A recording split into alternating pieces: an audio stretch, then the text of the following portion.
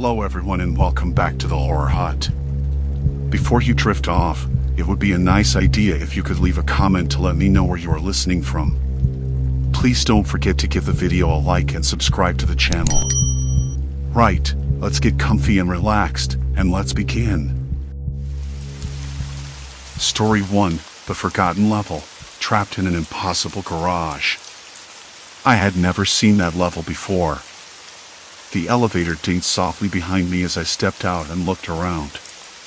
The concrete walls were a dull gray, with scuffs and stains like they hadn't been cleaned or repainted in years. A faint smell of dampness hung in the air, mixed with the sharp, industrial scent of motor oil and exhaust fumes that always clung to underground garages. The fluorescent lights overhead flickered unevenly, casting brief shadows that jumped at the edges of my vision. I blinked, trying to shake off a creeping sense of unease. I glanced at my phone. No signal. Not surprising, but irritating. I was supposed to meet someone on the 6th floor in 10 minutes, and now I was stuck somewhere that didn't officially exist, with no way to call. I looked back at the elevator doors. They slid shut behind me with a mechanical chime, the only sound in the empty corridor. The security cameras caught my attention next. There were two, mounted in opposite corners near the ceiling, their tiny red lights blinking steadily.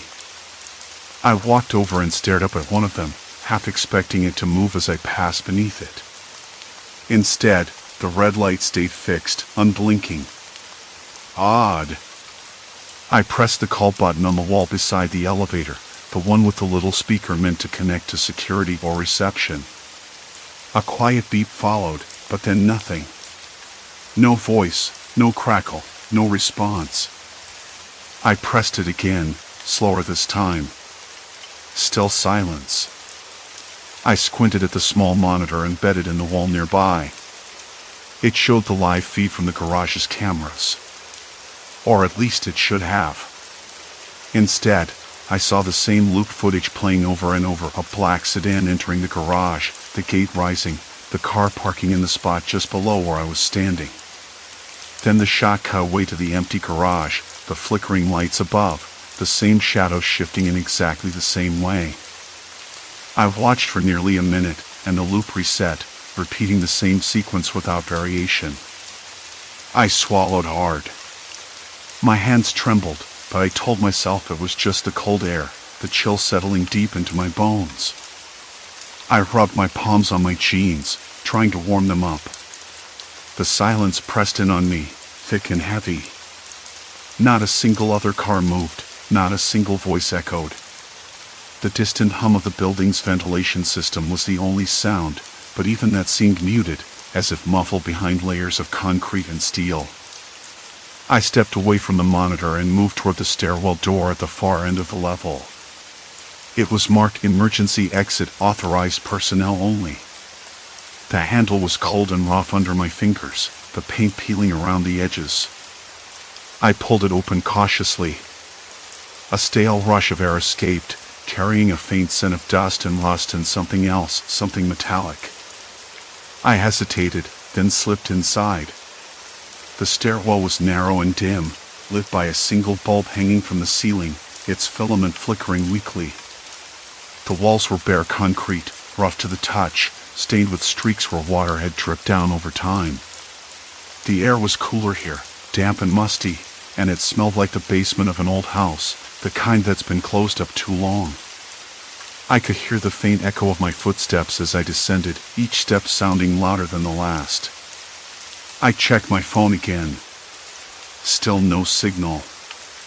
I tried to call the front desk, but the line went straight to voicemail. Odd, since the building was usually buzzing with activity at this time. My mind raced. Maybe the looped footage was some kind of glitch, a technical error. Maybe security was just overwhelmed, or someone had forgotten to log that floor. But why would no one answer the call button or pick up the phone? I reached the 6th floor landing and pressed the button for the elevator. The door slid open, revealing the lobby bustling with people, except it wasn't the lobby I knew. The signs were wrong. The colors faded, the furniture mismatched and worn. It felt like a set for some low-budget film, an imitation of the real thing. I stepped inside, heart thumping, and pressed the button for the ground floor. The elevator started moving, slow and uneven. The lights flickered again, casting strange shadows that danced along the walls. I glanced at the panel. It passed the floors I expected, but then stopped abruptly at 7A. The door slid open, and I was back where I started. I stared out into the empty garage, the same cold concrete, the same flickering lights. The black sedan was gone now. The silence had deepened, wrapping around me like a thick blanket. I pressed the call button again. Nothing. A sudden noise caught my attention, a faint tapping, rhythmic and deliberate, echoing somewhere beyond the far wall. My breath caught and I turned, scanning the shadows. The sound stopped. Silence. Complete silence. I wanted to convince myself I had imagined it, that I was just tired, letting my mind play tricks. But the cold prickling in my neck told me otherwise. I was not alone. Not really. The thought settled in my chest, slow and heavy. Something was wrong. Something was very wrong. And I had no idea what it was. A soft creak broke the stillness again, closer this time, right behind me. The creak came again, softer this time, almost like the building itself was sighing. I rubbed my arms, trying to shake off the sudden chill. It was ridiculous. Just an old building settling, maybe a loose pipe or a rat scurrying unseen. I had to remind myself not to let paranoia twist everything into something far worse. Still, the silence felt unnatural. Like it was waiting, listening. I glanced back at the elevator panel. 7A, the button glowed faintly, as if daring me to push it again. But why would I? The floor didn't exist on any official plans. I pulled out my phone, thumbed through the building's blueprint stored in a PDF I downloaded earlier, zooming in on the garage levels. They stopped at 7. No 7A. No weird extra level tucked in between. Nothing. I pressed the call button again. No answer. The security cameras were still looping the same footage on their small monitors, the grainy images cycling through an empty garage bay, a flickering light overhead, a black sedan parked half a dozen spaces away. The same empty scene over and over. At first, I thought maybe the system was down, but this wasn't a glitch. The loop was deliberate. Someone was controlling what I saw. Someone wanted me to see that exact picture, frozen in time. I crouched down to inspect the call panel closer, running my fingers over its cold edges. There was no visible damage, no signs of tampering. But something about it felt wrong. I tapped the speaker. A faint static, then silence. No response. I wanted to check the rest of the garage, see if there was another exit or a stairwell I'd missed. But every door I tried was locked. The metal felt slick and cold under my fingers, and behind them lay only darkness. The building was a maze, but one without clear paths. I took a step forward and heard the tapping again. Sharp and rhythmic. From the far end of the garage this time. My breath caught.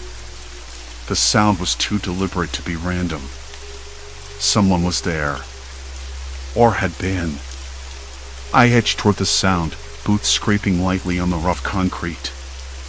The echo bounced off the walls, a soft percussion against the building's stillness. I squinted into the gloom. No movement. The tapping stopped as I approached a rusted pillar, its paint peeling in flaky white patches.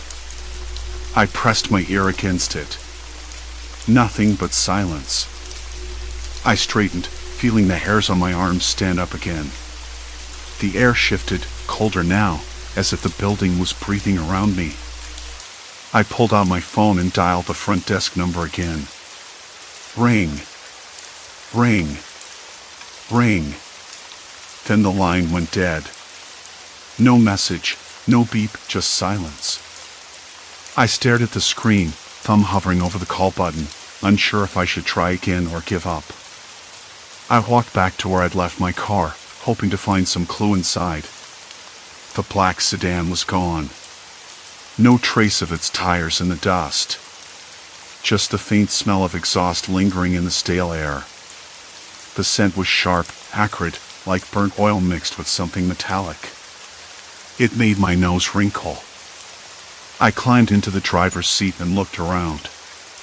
The dashboard was untouched, the radio silent except for a faint static hum. I scanned the glove compartment, the pockets of the seats. Nothing. No notes, no receipts, no identification. Whoever had been here, if anyone, had left nothing behind. The building's lights flickered again, the buzzing louder now, like a swarm of angry insects trapped just above the ceiling tiles. I reached up instinctively, but the panels were solid. No way to reach the source. I leaned back in my seat and exhaled slowly, tasting the stale, recycled air. My hands trembled, just a little. I told myself it was exhaustion from the day, from the endless meetings and the cramped subway ride. I closed my eyes briefly, trying to center myself. When I opened them, the car's interior was suddenly too small, too confining. The walls of the garage were closing in.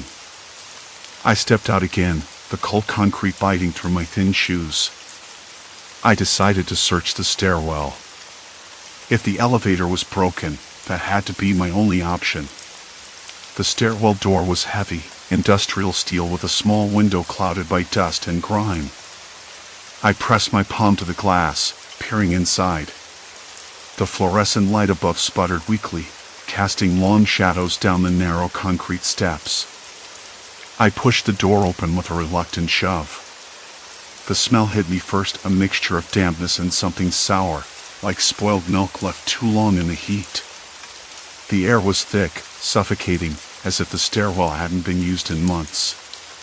My footsteps echoed hollowly as I descended, counting each creak and groan of the building settling beneath me. Halfway down, I noticed something scrawled on the wall in faded black marker. The letters were shaky, uneven, like someone had written them in a hurry or while shaking. It read, "Don't trust the cameras." I blinked, heart kicking up a notch. I ran my fingers over the scrawl, the rough plaster rough beneath my skin. Who had written that? When? And why leave a warning in a place nobody was supposed to go? A noise below made me freeze. Footsteps. Soft, deliberate, moving just out of sight. I held my breath, listening. The steps paused, then retreated slowly, fading into the darkness. I wanted to call out, to ask if anyone was there, but my voice caught in my throat. Instead, I pulled out my phone again and flicked on the flashlight. The beam cut through the gloom, illuminating the worn concrete stairs, the peeling paint, and the faint outlines of rust stains spreading like veins along the walls. The air was colder here, damp seeping through the cracks. I shivered, the light trembling in my hand. At the bottom, the stairwell opened onto a narrow corridor. The walls were lined with pipes and cables, some sparking faintly, others silent and dead. The hallway stretched out in both directions, disappearing into shadows that seemed to swallow the light whole. I stepped forward, the beam sweeping left and right. The silence pressed down, thick and heavy. Then I saw it, a door at the far end, slightly ajar. A sliver of pale light spilled into the corridor, cutting a sharp line against the dark concrete. I moved toward it slowly, every nerve alert. The building scent was stronger here, a mix of damp earth and something chemical, like paint thinner or cleaning solvent. My mouth went dry. I reached the door and pushed it open cautiously. Inside was a small office, cluttered and dusty. Papers were scattered across a battered desk, some yellowed with age. A computer sat in the corner, its screen cracked and dark. But what caught my attention was the corkboard on the wall. Tacked up with uneven thumbtacks were photographs, maps, and notes, some typed, some handwritten. A note pinned beneath it read, "Subject last seen 11:47 p.m. No contact since." I swallowed hard. The time was just minutes ago. The door behind me creaked again. I spun around, heart hammering, but the hallway was empty, the pale light flickering weakly. I wasn't alone down here. Not by a long shot. Footsteps echoed again, closer this time. Slow. Measured. Deliberate. I didn't wait to find out who or what was coming. I grabbed the closest folder from the desk and stuffed it under my arm. My breath came in short bursts as I backed toward the door. Outside, the flickering fluorescent bulbs buzzed louder, casting long, twitching shadows. The tapping resumed, louder now, as if marking time. I forced the door open and dashed back up the stairs, every step pounding in my ears. The air grew warmer as I climbed, the dampness fading, but the feeling didn't. The corkboard was a jigsaw puzzle of half-burned clues and shattered certainties. I crouched down, fixing my eyes on a photograph pinned crookedly near the center. It was grainy, like those old black and white snapshots you find buried in attics, except this one wasn't old. The date scribbled in the corner was barely a month ago. It showed the lobby of the building, empty except for a figure standing near the elevator banks. The person's face was obscured, but something about the stance, tense, watchful, made my chest tighten. I glanced up at the notes. A jumble of scribbles, names, times, and some kind of schedule that didn't match anything I'd seen in the building's official plans or emails. There was a list titled Movements with item and times, almost like a map for someone trying to avoid cameras or guards. But I'd already caught the looped footage, the cameras recycling the same 5 minutes on repeat. If someone was moving around, they weren't on camera. Or the cameras weren't working the way they were supposed to. I ran my fingers over the corkboard's edges, feeling the rough cork beneath my skin. My hands trembled. I didn't want to admit it, but I was in deeper than I thought. The strange level, the endless hallway, the locked doors that weren't supposed to be there, it wasn't an accident or an error. Someone had built this place with secrets layered beneath the blueprints, behind the security feeds. I stood and moved to the battered desk, brushing dust off a stack of papers. One caught my eye, a printout of a maintenance log. The dates were recent, but the handwriting was faint and hurried, almost illegible in spots. It mentioned unauthorized access and irregular activity, but offered no explanations. Instead, the last entry was a scrawled warning: do not trust the system. They watch differently here. The ink had bled slightly from moisture, but the message was clear enough. My throat tightened. Who was they? And what did watch differently mean in a place where the cameras already looped the same 5 minutes? I tried the call button again. Still no answer. The silence beyond the speaker was thick, oppressive, as if the building itself was holding its breath, waiting. I pressed it a third time, harder. Nothing. The sudden buzz of the flickering overhead light made me jump. I looked up, the bulb sputtering like a dying heartbeat. The hum of the air conditioning had slowed to a sluggish drone, then cut out entirely. For a moment, I thought the whole building had gone dark, but the pale light from the ajar door still seeped into the hallway. I swallowed hard, feeling the dryness in my mouth spread like a wildfire. I could turn back, run down the stairs, get out, and maybe call the police or someone who believed the story. But then I glanced again at the photos. At the maps. At the notes. This wasn't random. It was planned. And I was right in the center of it, whether I liked it or not. The door creaked open a little wider, the hinges groaning like a low warning. I peered inside the room again, this time noticing the faint smell of burnt plastic, something acrid and sharp that tickled the back of my nose. It was a scent I recognized from old electronics, circuit boards fried by surges or shorts. The computer on the desk was cracked, but the keyboard looked like it had been used recently. There was a half-drunk cup of coffee, the liquid cold and bitter. I could almost taste it in my mouth. My eyes flicked back to the hallway. The shadows seemed to shift, even though the light was steady. No breeze. No movement. Just the faintest scrape of something sliding against concrete far down the corridor. I froze. Maybe it's just the building settling. I told myself that, but my skin prickled. There was a presence here. Not supernatural, no. This was something human. Calculated. Watching. I stepped back from the desk and started exploring the room more carefully. There was a filing cabinet shoved against one wall, locked tight. I rattled it, but it wouldn't budge. The sound echoed sharply in the small space.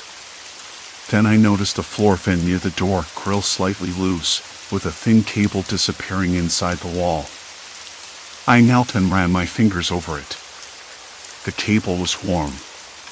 Someone had been here recently. The thought slammed into me like a cold wave.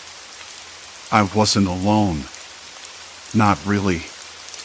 I glanced at the corkboard once more, my eyes catching a detail I hadn't seen before. Among the papers, a small photo was tucked behind a map, just a corner showing a man's face, pale and gaunt, eyes staring straight out with something I couldn't place. Fear? Determination? Maybe both. The name below was crossed out crudely in red ink. I was shaking now, but I forced myself to breathe.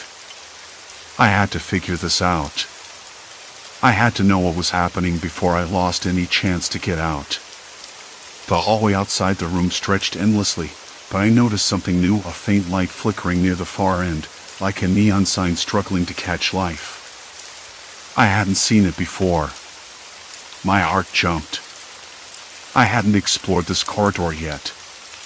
Part of me wanted to bolt back to the elevator, to the level I knew, but that voice inside, curious, stubborn, maybe reckless, pushed me forward. I stepped out, the floor cold beneath my feet, and moved toward the glow. The air was colder here, carrying a faint metallic tang. I passed a series of numbered doors, none of which matched the building's official layout. All were closed, some with peeling labels, others blank.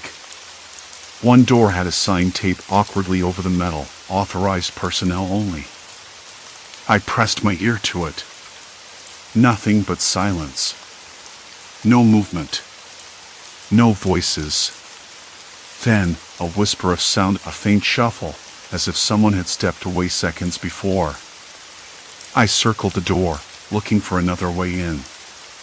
Shadows stretched long across the cracked floor, swallowing the faint glow of my trembling lantern.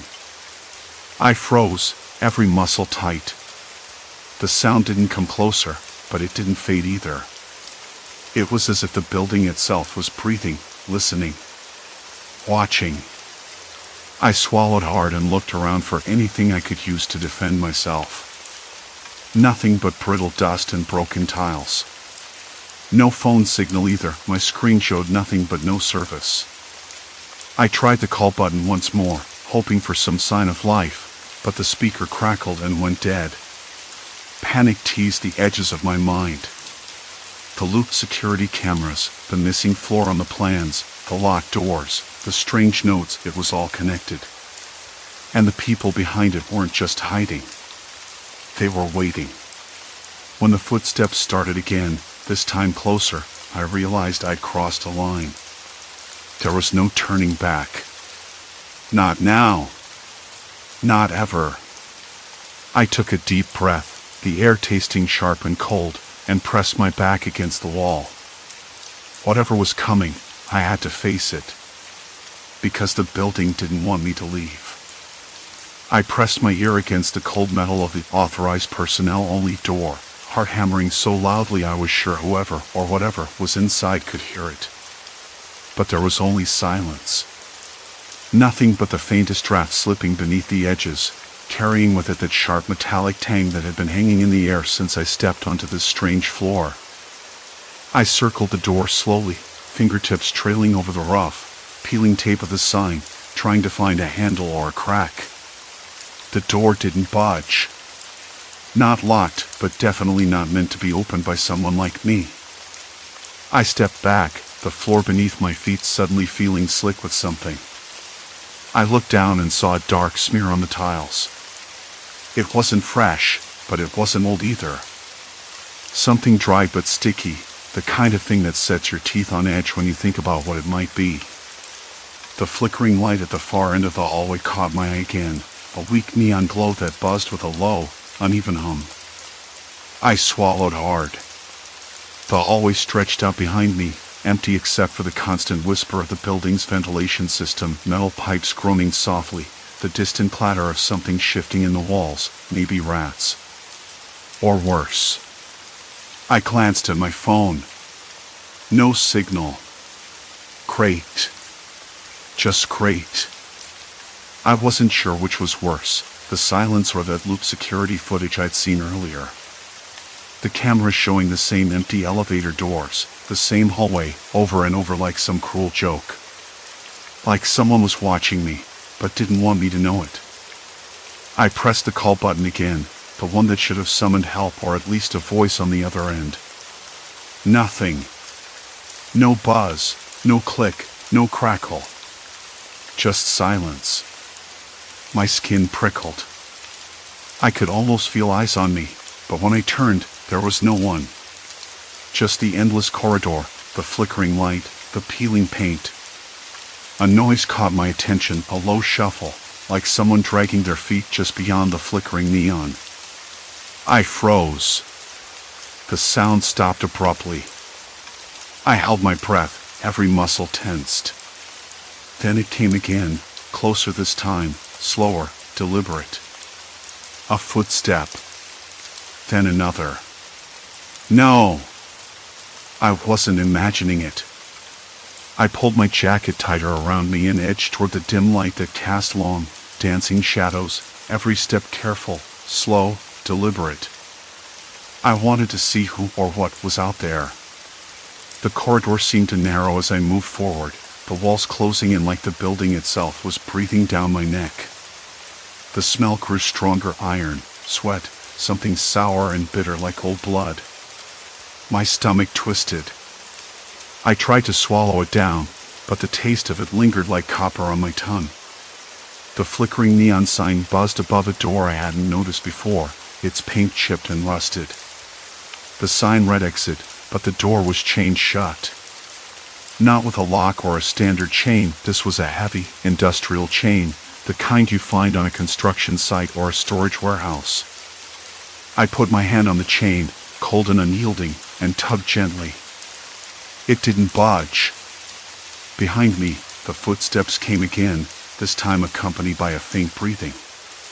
Slow. Controlled. Calm, almost. Except it wasn't calm. Not for me. I spun around. The hallway was empty. I took a step back. Then another. The footsteps echoed somewhere behind the flickering light, but no one appeared. My pulse was racing so hard I thought it might burst through my ribs. Who's there? My voice was barely a whisper, cracked and dry. No answer. Just the hum of the neon and the distant clatter somewhere deep in the building. I moved back toward the door, the one I had come through, but the hallway stretched out, unfamiliar now. Doors I hadn't seen before lined the walls, their labels worn and unreadable. I tried the call button again. Nothing. Panic mounted, crawling up my spine like icy fingers. I scanned the floor for anything I could use, anything to help me pry the chain door open or at least slow whoever was out there down. There was a loose piece of metal trim near the baseboard, jagged and sharp. I grabbed it, the edges biting into my palm through my glove. The footsteps came again. Closer. The breathing too. I pressed myself against the wall, heart pounding, and waited. Then, a voice. Low, calm, almost playful. You shouldn't be here. The words cut through the silence like an item, even if there was no item in sight. I swallowed hard, the metal trim clenched so tight my fingers ached. Who are you? I managed. My voice sounded small, even to me. No answer at first. Then a slow, deliberate laugh, dry and cold. Curious, the voice said. I like that. The footsteps stopped just out of sight, around the corner where the flickering neon didn't reach. I strained to see, but the shadows swallowed the figure whole. I don't want trouble, I said. I just want to get out. Silence. Then the voice, softer, almost coaxing. Out. You don't want out. Not yet. I shook my head, backing up slowly, trying to keep my eyes on the dark corner. Let me go, I said. My voice was steadier now. I'll forget this place even exists. A pause. Forget. That's the problem. You can't. The lights flickered violently, plunging the hallway into darkness for a heartbeat before the neon sputtered back to life. In that split second, I saw a glimpse of something too quick to be sure, something pale, maybe a face or a mask. Then gone. I swallowed the lump in my throat and kept moving back toward the chain door. The metal trim felt heavier in my hand. The voice followed me, smooth, patient. Why do you run? You have nowhere else to go. I stopped, swallowing thick. I have a life. People who care about me. I didn't expect the emergency stairwell to be the last thing I'd see before the daylight finally hit me. It was a narrow, twisting metal cage painted so many shades of peeling gray that it looked like it hadn't been tended to since the building was first built. I gripped the cold railing, sweat slipping down my back despite the chill that had settled deep in my bones. The fluorescent bulbs flickered overhead, stuttering with a slow, painful rhythm that felt like the building itself was gasping for breath. No one answered the call button on that ghostly level. No security guard, no janitor, no receptionist, no voice. Just silence. Complete silence. It was the kind of silence that presses in, thick and suffocating, until you start hearing things that aren't there. Footsteps. Whispers. A breath behind you. I kept pressing the button, my fingers trembling, but the only sound was the faint mechanical click of the panel resetting. I knew the cameras were looping. I had watched the same moment a janitor pushing a broom past a potted plant replay for what felt like hours. The image was grainy, the light in the hallway a dull, flickering yellow, but it was the same second, over and over. No one ever looked up. No one ever moved toward the camera. No one came to my help. I paced the floor in a daze, the smell of damp drywall and old carpet chips filling my nostrils. There was a faint, sour tang in the air, like spoiled milk mixed with the sharp metallic scent of cleaning chemicals. The building, which I had thought was a familiar place, a safe zone, had transformed into a trap. Somewhere between the blueprints and reality, a floor had been added that no one admitted existed. I rubbed the back of my neck and tried to think. How had I missed it? How had no one else noticed? It made no sense. My phone was dead, the battery drained from hours of trying to get a signal. The faint hum of the air conditioning system was the only thing breaking the silence, but even that sounded strained, like the machine was tired too. I tried the elevator. It was dead too. The buttons lit up as if still working, but pressing them didn't call the cab. The door stayed shut, cold and unyielding. No matter how many times I hit the button, the elevator refused to come. It was as if the building itself was closing in, pulling me further away from any chance of rescue. I sat on the floor, knees drawn up, and let out a breath I didn't realize I'd been holding. My hands trembled, fingers curling around each other like I was trying to hold myself together. I thought about the people who built this place, who maintained it. Were they aware of this floor? Did they know it was a dead zone, a place forgotten even by the blueprints? The thought chilled me more than anything else. Because if they weren't aware, what else had slipped through the cracks? If this place could hide a whole floor, what else was lurking just out of sight? Hours passed, or maybe it was minutes. Time lost meaning. Every sound was amplified, a distant hum, a soft tapping against the wall that could have been anything or nothing. My mouth was dry, the taste of stale coffee lingering stubbornly on my tongue. I pressed my back against the rough concrete wall and closed my eyes, trying to gather whatever strength I had left. Then, a noise. Not mechanical, not the building settling. Footsteps. Slow, deliberate. Somewhere above me. I froze, every muscle taut, listening. The footsteps didn't echo down the stairwell. They were close, just beyond the ceiling panels, muffled but unmistakable. I called out, voice cracking, "Hello? Is someone there?" No answer. Just the slow, steady steps moving away. I stood and pressed my ear to the ceiling, heart pounding so loudly I was sure it would betray my presence. The footsteps paused, then resumed, growing fainter as they receded. I swallowed hard. Part of me wanted to follow, to find whoever was there. Another part screamed to run, to get out before whoever it was decided to come back. But where was out? The elevator wouldn't work. The stairwell only led to more unknown floors that might not exist on any map. Then I remembered the lobby. I'd come in through a side entrance on the ground floor.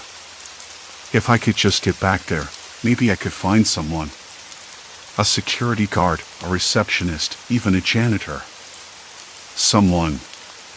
I took a deep breath, steadying my legs, and began to climb down. The metal stairs groaned beneath my weight, the sound sharp and intrusive in the quiet. My fingers scraped against the railing, rough and cold, grounding me in the moment.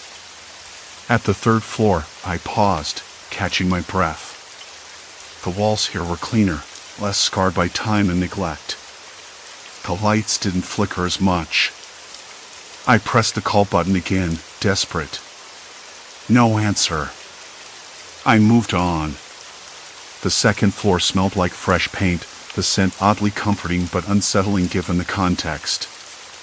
I ran my hand over a freshly painted wall, the texture smooth beneath my fingertips. Finally, the first floor. The lobby. I pushed the doors open slowly. The glass was smudged but intact.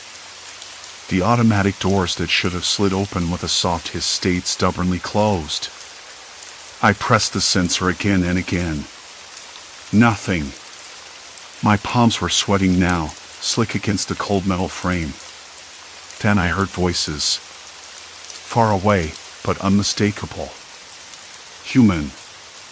I stepped back, hesitated, then moved toward the sound. It was coming from the side corridor near the loading docks. I scanned the area, heart racing. There, in the dim light, two figures stood talking, their backs to me. "Hey!" I called out, voice louder than I intended. They turned, startled. One was a woman, maybe in her early 30s. The other was a man, taller, with a heavy build. They looked like maintenance workers, the kind who might know the building inside and out. "Can you help me?"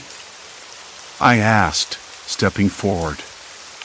"I'm stuck on a floor that doesn't exist in the plans." The man exchanged a glance with the woman, then nodded slowly. "You're not the first," he said, voice low, almost wary. That floor's a headache. Unofficial. Part of some old expansion they never registered.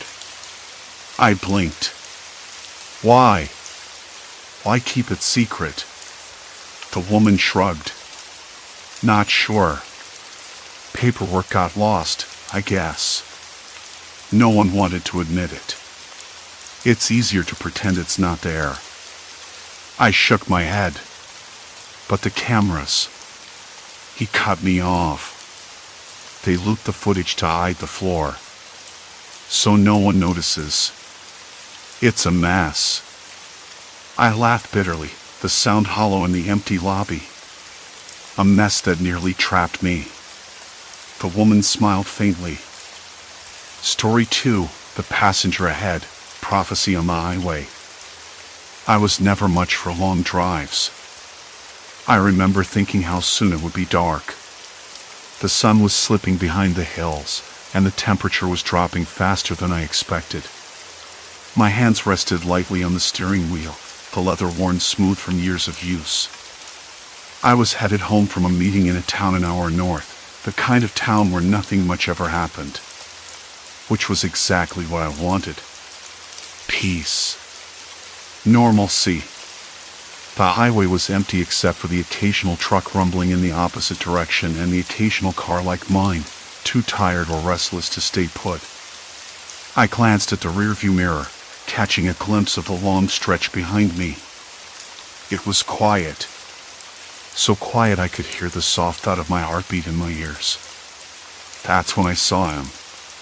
He was standing just past a bend, thumb out, backlit by the fading golden light. His clothes were simple jeans, a faded jacket that looked like it had been through a few seasons, and a cap pulled low over his eyes. He didn't wave or smile. Just stood there, still as a statue. I slowed down without really deciding to. The car's tires whispered against the pavement as I pulled over onto the shoulder. The gravel crunched under my wheels. The air smelled sharper here, colder with the coming night and the scent of damp earth. He climbed in without hesitation, sliding across the seat with a quiet ease that made me stiffen. His eyes, dark and steady, didn't flicker around the interior like most strangers would. Instead, he stared straight ahead, as if he'd been waiting for this exact moment. Thanks, he said, voice low and flat. No accent I could place. I'm heading north. I nodded, fingers tightening on the wheel. You're lucky I stopped. No response. Just the sound of the heater kicking in, the low drone of the engine, and the occasional rattle of loose things in the glove compartment. After a few minutes, he spoke again, almost matter of fact. There's an accident up ahead. I glanced at him, eyebrows raised. How far? About 5 miles. A truck jackknifed near the exit ramp. Traffic will slow to a crawl. I laughed, a little short. You know this because, he said, voice calm as a still lake, I've seen it happen before. I wanted to say that sounded crazy, but instead I just nodded. I'd been on this stretch of road enough to know accidents weren't uncommon. Maybe he'd driven it before, maybe he had a radio scanner or something. 20 minutes later, the highway ahead was a mess. Brake lights flashing in a long, tangled line. The air smelled of burnt rubber and gasoline, faint but unmistakable. I pulled over behind a cluster of cars, all crawling at a snail's pace. The man beside me watched the scene with an unreadable expression, lips pressed together. You weren't kidding, I said. How did you know? He shrugged, like it was nothing. Patterns. People don't change much. Neither do accidents. That should have been enough to send me back to the safety of my empty car, but something about him unsettled me. The way he didn't seem surprised. The way his calm didn't waver, even when the drivers around us started honking and shouting. His eyes never left the road. Then he looked at me, and for a moment the dim light that cast long, dancing shadows caught in his eyes, something cold, precise, almost calculating. "I'm watching," he said. "Not to help. To see how you react." His words hung in the air, heavy and strange. I blinked, trying to shake the feeling that this was less about a warning and more about some kind of test. The traffic finally began to move again, slow but steady. I glanced over, but he was already looking back out the window, expression unreadable. The sun dipped lower, the sky bruising purple and gray. I tried to focus on the road, on the soft hum of my tires, on the familiar rhythm of the drive. But I couldn't shake the feeling that I was being watched. Not just by him, but by the road itself, as if it was waiting for something to happen, something I wasn't ready for. The highway stretched on ahead, darkening with each mile. And somewhere, just out of sight, the next disaster was waiting. The headlights carved thin beams through the gathering dusk, cutting swaths of light that barely pushed back the encroaching shadow. My hands tightened around the wheel, knuckles paled beneath the leather. Every mile felt heavier, as if the air itself was thickening, pressing in from all sides. The radio crackled softly, a distant station playing a melancholy tune that matched the somber mood settled deep inside me. Ahead, a flicker caught my eye, a brief shimmer at the edge of the lane, like a ghost drifting just outside the beam. My heart stuttered. I blinked, and it was gone. Maybe it was just a trick of the light, or the way the trees swayed, casting restless shapes on the pavement. But the feeling persisted, that intangible weight of unseen eyes tracking my progress. I glanced at him again, still silent, his profile sharp against the fading light. His jaw was clenched, every muscle taut, as if bracing for impact. I didn't know what he was thinking, but I felt sure it mirrored the storm inside me, tense, restless, on the edge of something breaking. The road curved sharply, and I eased off the accelerator, tires humming in protest against the asphalt. There was a strange calm in that moment, the way the world seemed to hold its breath.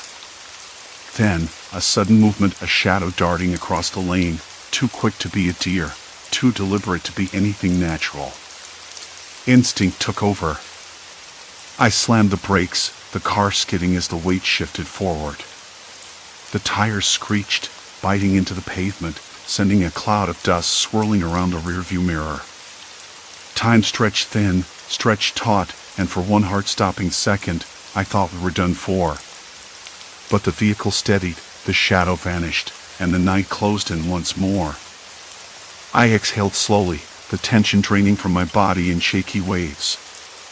Yet, somewhere deep down, the certainty remained, whatever was out there, waiting in the darkness, it wasn't finished with us yet. The dashboard clock glowed 2:17 a.m., the numbers sharp and unyielding in the dark. The hitchhiker sat beside me, calm as ever. His eyes, dark and unreadable, never left the windshield. "You're tense," he said quietly, voice steady like a metronome. I swallowed hard. You just predicted that shadow thing. What was it? Some kind of trap? He shrugged, lips barely twitching. Not a trap. Observation. Testing. The word felt like a cold finger tracing down my spine. I wanted to ask what exactly he was testing, but the words wouldn't come. Instead, I glanced at the little notebook in his lap. It was open to a page filled with neat columns of times, places, and cryptic notes. The handwriting was precise, almost clinical. "Every single accident you told me about," I said, voice low. "You were there, or nearby, right?" His nod was slow. Close enough. I caught a hint of something else in his gaze, something not quite human, not fear or urgency, but an eerie detachment. Like he was watching a science experiment unfold. "Why me?" I blurted out. "Why track how I react? What do you want?" He looked over, eyes narrowing a fraction.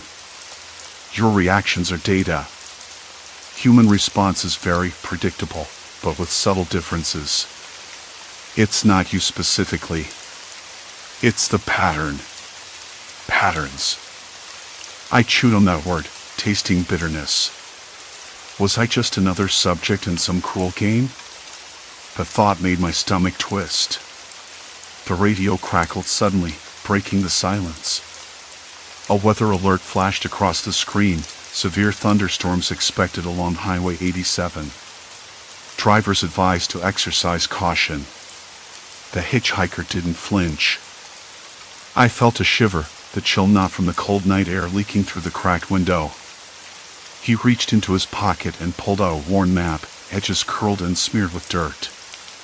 This stretch, he said, tapping a spot about 20 miles ahead, is where the next incident will happen. I turned to look at him. How do you know that? What kind of accident? He traced the line with one finger. Not your concern. But if you want to avoid it, you'll have to drive carefully. Or not at all. Great advice, I muttered, voice laced with sarcasm. But I'm on the clock. I can't just stop. He smiled briefly, a hint of something that felt like pity. Most people can't. That's why they get caught. I swallowed again, the dryness in my throat suddenly unbearable. The air inside the car felt heavier, like the space was shrinking around me. Outside, the wind picked up, rattling the side mirror with a harsh, repetitive clatter. A dog barked somewhere off in the distance, sharp and urgent. The hitchhiker's gaze flicked toward the sound, but he said nothing. I found myself watching him more closely, noticing details I'd missed before, the faint tremor in his fingers, the way his breath was steady but shallow. The road ahead twisted through dark woods, trees casting long, skeletal shadows. I kept glancing at the speedometer, trying to keep my nerves in check. My hands trembled slightly, which was ridiculous, considering I'd driven this highway dozens of times before. Tell me something, I said, voice low. You said you're tracking how I react. So what happens if I don't react the way you expect? He looked at me, eyes narrowing again. Then the data shifts. Patterns break. New variables. That's interesting. Interesting. The words sounded like a warning. Or maybe a challenge.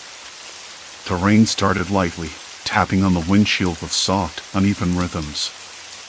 I flicked the wipers on, the blades swiping back and forth, breaking the darkness into fleeting glimpses of the road.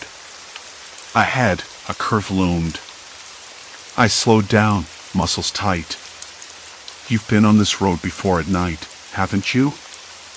I asked, trying to sound casual, but my voice cracked. He nodded. More times than I can count. Every accident, every near miss, I've been there. I swallowed hard. Why haven't you stopped them? Warned people before? His smile was thin, almost sad. Because warning implies intervention. I'm here to observe. To learn. To see how people handle the inevitable. The phrase stuck in my mind. The inevitable. It sounded so final, so absolute. The wipers thudded against the glass, rain growing harder now, the road slick and glistening. I glanced at the speedometer again, 45 miles per hour. Too fast. Too slow? I wasn't sure anymore. Suddenly, headlights appeared in the rearview mirror, bright and blinding. A car was coming up fast behind me, riding my tail like it wanted to push me off the road. I had the lane on the left empty. Move over, the hitchhiker said calmly. I hesitated, heart hammering. The other car flashed its lights, impatient, aggressive. I eased the wheel to the right shoulder, rain spraying up in sheets. The other car roared past, disappearing into the night. I exhaled shakily. That was close. He nodded. Drivers get reckless when they know something's coming. They don't like being trapped. Trapped. The word echoed again. I looked at him. Trapped how? He didn't answer. Instead, he pulled out another folded paper, unfolded it carefully. It was a printout of a news article, dated just yesterday. Headline: Chain reaction crash closes Highway 87 for hours. I scanned the article. It described a multi-car pileup, caused by sudden heavy rain and poor visibility. 3 people injured, dozens delayed. He tapped the headline with a finger. I was near that scene. Watched how people reacted. Some panicked. Others froze. It's all data. I looked up. You're telling me you're some kind of driver profiler? He shook his head. No. Observer. Predictor. The rain intensified. Water streaked down the windshield in erratic rivers. The road curved sharply again, and I slowed. The car's tires hissed against wet pavement. Something about the night felt like a weight pressing down on me, squeezing the breath out of the air. I glanced at the hitchhiker. His face was calm, almost bored. But I caught a flicker, something like anticipation. What happens if I don't make it? I asked quietly, more to myself than him. He looked over, expression unreadable. You'll react. And I'll record it. I swallowed hard, the taste of metal sharp on my tongue. The storm was coming, that much was clear. And I was no longer sure if I was a driver or a test subject. Ahead, the headlights of another car cut through the rain. The driver's face was obscured by shadows, but the shape of the vehicle was unmistakable, an old delivery van, its paint peeling, headlights dim but steady. As it approached the curve, the van swerved suddenly, tires skidding on the slick road. My breath caught. The hitchhiker's eyes locked on the scene, calm as ever. Brace yourself, he said softly. The van fishtailed, spinning toward the guardrail. I slammed the brakes again, heart pounding so hard I thought it might burst through my ribs. The tires screamed. The smell of burning rubber filled the car. The van stopped just inches from the barrier. The driver's side door creaked open, but no one got out. Instead, the van's engine stuttered, then died. I sat frozen, pulse racing, rain pelting the roof like a drumbeat. The hitchhiker turned to me, eyes dark and serious. You're ready now. This is only the beginning. The storm wasn't just outside. It was inside me, gathering force, waiting to break. The van fishtailed around the curve, a slick spray of rain throwing itself against my windshield. I didn't move. My hands clenched the wheel, knuckles white enough to make my fingers ache. The hitchhiker's eyes were locked on the crashing scene ahead, calm like he was watching a tennis match, not a disaster. Then the van slid off the road, slamming into the guardrail with a sickening crunch. Metal groaned, glass shattered somewhere behind that rough bark of trees. The smell of wet earth and burnt rubber hit me through the cracked window even before I realized the engine had stalled. I swallowed hard. Did I just? Could I have done something? He shrugged, but the hint of a smile flickered at the corner of his mouth. You didn't react the way I expected. I blinked. Expected? What exactly are you tracking? He shifted in his seat, the faint scent of old tobacco curling up from his collar. Not the accidents themselves. Your reactions. The choices you make when faced with the inevitable. Choices. That word echoed inside me, hollow and urgent. I thought he was warning me, maybe trying to help. But no. He was running some kind of experiment, testing my limits. And the worst part? He wasn't planning to stop. The rain hammered the roof with a relentless rhythm. The dashboard clock blinked 2:13 a.m., and the highway was empty except for the occasional distant glow of brake lights or a far-off horn. I glanced sideways. His face was still unreadable, like an actor waiting for his cue. "What is this? Some sick game?" My voice came out rough, cracking under the weight of disbelief. "No game," he said softly. "A study. You're the subject." I jerked the wheel left, pulling the car off the road onto the gravel shoulder. The tires sank slightly, gravel crunching beneath them. Outside, the rain didn't let up, cold and unyielding. I opened the door. The cold air rushing in felt like a shock to my system, sharp and clean. The smell of wet pine and damp asphalt filled my lungs. I stepped out, hands shoved deep in my jacket pockets. The night was too dark, the trees close enough to swallow sound. The van sat crumpled, a twisted sculpture against the guardrail. No sign of movement inside, just eerie silence. A distant dog barked, sharp and solitary, breaking the stillness. I turned back toward the car. Why me? Why pick me up on this road? He followed me out, slow, deliberate, not a hint of urgency in his movements. Because you're unpredictable. Most people freeze or panic. You don't. I frowned. Unpredictable? I've just been trying to survive. He smiled again, now it was clearer, colder, like a trap snapping shut. Exactly. You survive, but how? That's what matters. How you hold yourself when the pressure's on. The rain slid down the brim of my hat, dripping into my collar. The cold seeped through my gloves, my bones. I looked at him, at the stranger whose quiet presence filled the space behind me like a shadow I couldn't shake. If you're tracking me, I said, voice low, then what happens when the next disaster comes? The one you hinted at earlier? He studied me for a long moment. Then we see what you do next. No more warnings. No more chances.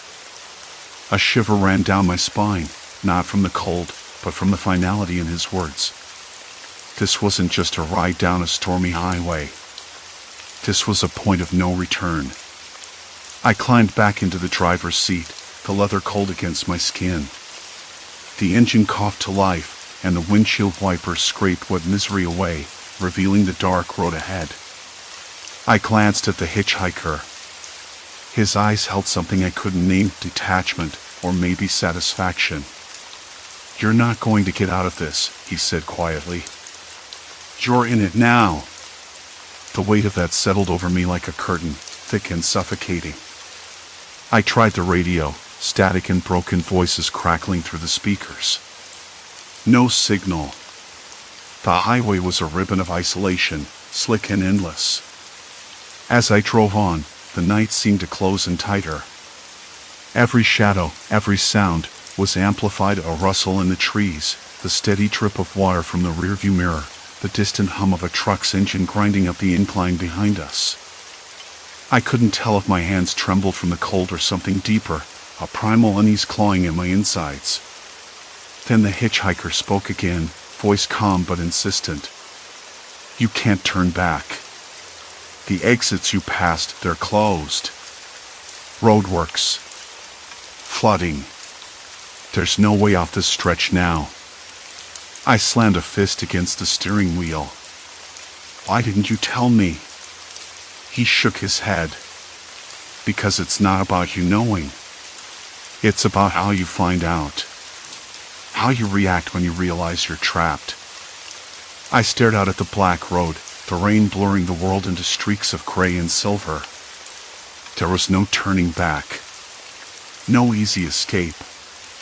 The storm rolled in faster now, wind lashing against the car like invisible fingers. The radio crackled again, a voice breaking through the static, urgent, panic warning of a landslide ahead. My throat tightened. I glanced at him. No fear. Just that same cold focus. The road twisted sharply, the headlights cutting through sheets of rain. My heart hammered as the first rocks began to fall, bouncing off the asphalt in heavy, irregular beats. I slammed on the brakes, tires skidding, the car fishtailing dangerously close to the shoulder. He reached over, steadying the wheel just enough to keep us on the road. See? This is it. Your moment. I gritted my teeth, fighting the urge to panic. There was no time to think. Only react. Only survive. The rocks kept falling, faster now, a relentless barrage. The windshield cracked along one edge with a sharp pop. The rain turned to hail, stinging my face through the open window. And then, just as suddenly, the avalanche of stones stopped. Silence. Complete silence. I exhaled, hands trembling on the wheel. The hitchhiker's eyes met mine, no judgment, only observation. Not bad, he said quietly. Not bad at all. But I knew better. This was just the beginning. The road ahead was darker than any night I'd ever driven through, and there was no turning back now. The night air pressed heavy against the cracked window, carrying whispers from places better left forgotten. I was a passenger in a game I didn't understand, with a driver who didn't care if I lived or died, only how I reacted when the world fell apart around me. The silence after the hailstorm wasn't relief. It was a trap. The rain had stopped, or maybe it just paused, but the air, cold and heavy with silence, stayed thick and heavy, like the world was holding its breath. My hand shook on the wheel, knuckles white, the cracked windshield spiderwebbing under the faint glow of the dashboard lights. The hitchhiker's eyes were fixed on me, calm as a surgeon, cold as ice. Not bad, he'd said. Not bad? I wanted to punch the dash. Not bad? My pulse was still banging like a jackhammer, my skin slick with sweat and rain, and he said not bad as if I'd just passed some test. His calm was worse than the storm. We sat there, car idling on the side of a slick mountain road, the dark forest pressing in close, the only sounds the drip of water from the trees and the distant rumble of a restless sky. I didn't dare look away from the road, didn't want to catch his eyes again. But I could feel them, sharp, measuring me. Your moment, he said once more, voice low, deliberate. You did fine. But that was just practice. I swallowed hard. Practice? What the hell do you mean? What are you? He cut me off with a small smile, one corner of his mouth twitching like he was amused by my confusion. I'm not warning you to save yourself. I'm watching how you break, how you hold together. You'll see soon enough. My throat tightened. Why me? Why pick me up in the first place? He shrugged lightly, eyes narrowing. Because you're the one who shows up for the ride. The one who keeps going when others don't. It's interesting. I wanted to ask what that meant. But the road ahead was dark, and the air smelled sharp now, like ozone and wet earth, as if a storm was waiting to break again. The car's heater coughed out a weak warmth, but it wasn't enough to push back the chill crawling up my spine. I glanced at the dash clock. Midnight. Perfect time for everything to go wrong. Where exactly are we? I asked, voice brittle. He looked out the window. Not far from the next checkpoint. The place where things get messy. I clenched my jaw, fingers twitching. Messy how? His gaze flicked back to me, eyes impossibly calm. You'll find out. The seconds stretched. Then, without warning, the lights along the highway flickered and died. Darkness rushed in like a tide, swallowing the road and the car all. The engine sputtered once, twice, and then cut out. The tires locked, and the car coasted to a stop in the middle of the lane. My breath caught. I fumbled for the keys, twisting them again and again, but the dashboard stayed dead, the silence growing heavier. He said nothing, just watched. I leaned back, pressing my forehead against the cool steering wheel. The street lamps were out. No headlights in the distance. No sound except the steady drip of water from the trees and a faint rustle, something moving outside. The temperature dropped.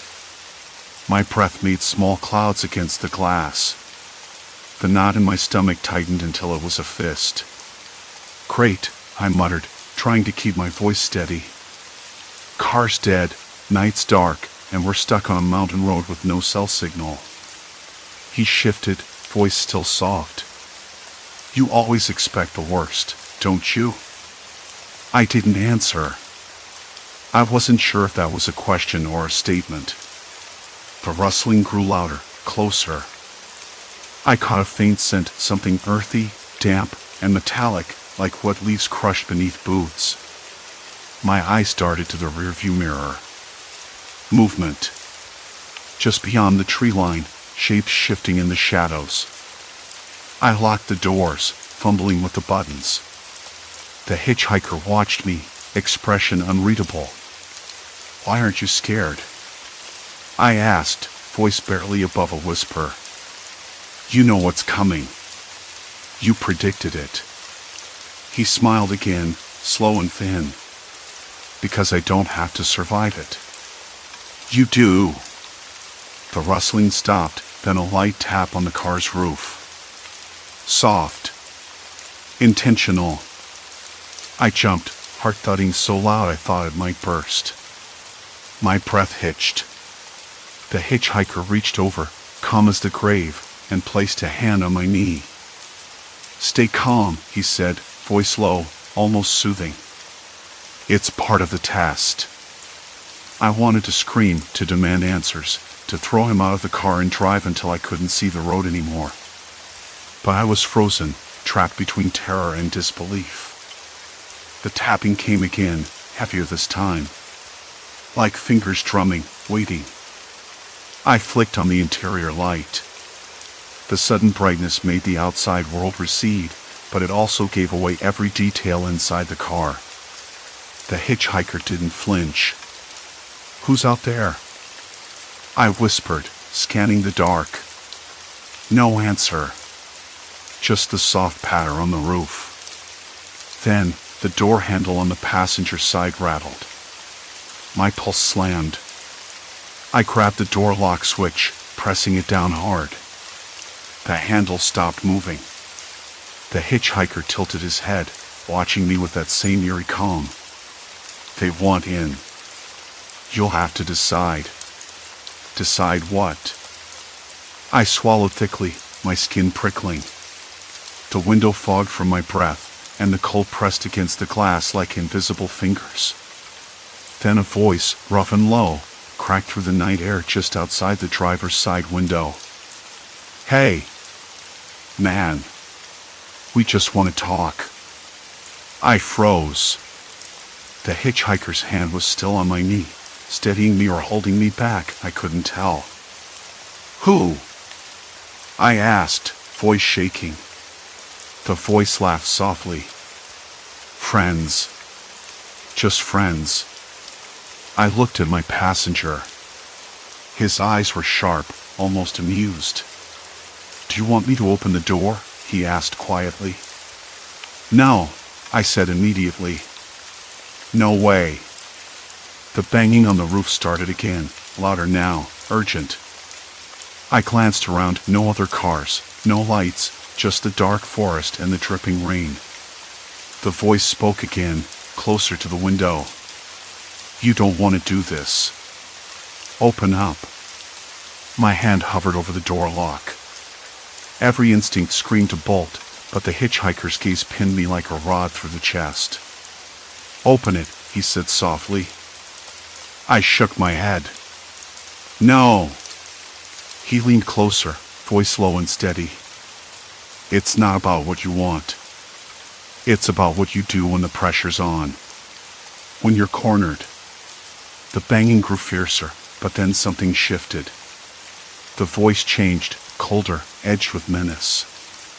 Open the door, or we'll find another way in. I swallowed again, mouth dry. The hitchhiker's calm wasn't comfort, it was a challenge. A test. And I was the subject. The car's interior felt like a cage, the dark outside closing in. My hands trembled, not from cold, but from the sharp edge of panic slicing through me. The sky was a bruised purple when I finally pulled off the highway, the sun nowhere to be seen, swallowed whole by thick clouds rolling low like a threat. My hands were still trembling, fingers tightening around the steering wheel as if gripping it harder could somehow tether me to reality. The hitchhiker, James, I'd learned, sat beside me, his expression unreadable, calm as always. He didn't speak. Didn't need to. We had passed the third accident he predicted that afternoon, a chain of cars tangled near a forgotten curve, metal groaning and people screaming. I'd kept my distance, slowed just enough to avoid becoming part of the wreckage, but my pulse had been so loud it felt like it would burst from my ears. James' eyes had scanned the scene without a flicker of emotion, like he was cataloging my reaction more than the crash itself. Now, parked at a deserted gas station, the kind with an old, flickering neon sign buzzing overhead, I could finally breathe. The air smelled of diesel and stale coffee, sharp and bitter. I could hear the faint hum of a distant train and the echo of a dog barking somewhere behind the cracked storefronts. James lit a cigarette and inhaled deeply, the smoke curling lazily upward, a thin veil against the heavy silence. I don't understand, I said finally, voice rough. Why do you do it? Why tell me what's coming if you don't want me to help? He shrugged, the motion so slight I almost missed it. I'm not warning you. I'm observing. Observing what, exactly? I shook my head, the weight of the day pressing down on my chest. How I'll react. Like I'm some kind of experiment. He flicked ash onto the cracked concrete, eyes never leaving mine. People are predictable when they're scared. You didn't swerve wildly, didn't scream, just controlled fear. That's useful. I leaned back, the vinyl seat creaking beneath me. The cold from outside seeped in, biting at my exposed wrists. So that's it? You're tracking my fear? Measuring how I handle it? My voice cracked, the disbelief slipping through. What's the end game? James exhaled slowly, the cigarette glowing faintly in the dim light. Not all disasters are accidents. Some are opportunities. The words settled in the space between us, heavy and opaque. I thought about the pileup on the overpass, the overturned tanker truck, the way people had scattered like startled birds. I thought about the man who'd shouted at me to move over, his face etched with panic. James had known it all. Every moment before it happened, like a script he'd memorized. And yet, he hadn't moved to stop any of it. Not a single time. I swallowed hard and stared out through the cracked windshield at the empty highway stretching into darkness. The road was a ribbon of asphalt reflecting the weak glow of distant headlights, endless, unyielding, and indifferent. Are you going to tell me what you want? I asked, voice quieter now. Or should I just keep waiting for the next disaster you want me to watch? James dropped the cigarette butt and ground it under his boot. I want to see if you break. The bluntness of it hit me like a punch. Not the disasters themselves, not the chaos around us, but the idea that this man, this stranger who'd stepped into my life and turned it upside down, wanted to push me until I snapped. I ran a hand through my hair, fingers tangling in the knots of tension I'd carried for hours. The gas station's flickering light cast unsettling shadows across the cracked walls, shadows that seemed to stretch and twist with every heartbeat. Did I break? I asked, almost daring him. He tilted his head, a ghost of a smile flickering. Not yet. I closed my eyes, the exhaustion flooding in at last. This wasn't just about the accidents, the warnings, or his cold detachment. It was a test of endurance, of human will. How far could I go before the weight of inevitability crushed me? When I opened my eyes again, James was gone. No goodbyes. No explanations. Just the empty passenger seat and a faint scent of cigarette smoke lingering in the air. I sat there for a long time, the hum of the neon sign filling the silence. The night outside was deep and steady, unchanging. The road ahead was still there, stretched out and waiting. Some part of me wanted to turn around, to chase him, demand answers, closure. But another part knew it was pointless. James wasn't a person you caught. He was a shadow, a presence that existed to unsettle, to probe, to watch. The engine growled when I started the car again, and the headlights cut through the darkness like item. I pulled back onto the highway, the asphalt cold beneath my wheels, and for the first time in hours, I didn't feel the sting of fear tightening my chest. I felt something else. Something like resolve. Because if James wanted to see me break, if he thought he could watch me unravel like the wrecks he predicted, he was wrong. I'd been afraid, sure. But fear didn't own me. Not anymore. The road stretched on, empty and vast, but I wasn't alone. I carried the weight of what I'd seen, what I'd lived through. And maybe, just maybe, that was enough to keep me moving forward. The past days had fractured something inside me, but they hadn't destroyed it. I was scarred, yes, but still whole. The highway, with all its dangers and shadows, was no longer a place where I felt powerless. It was a place where I survived.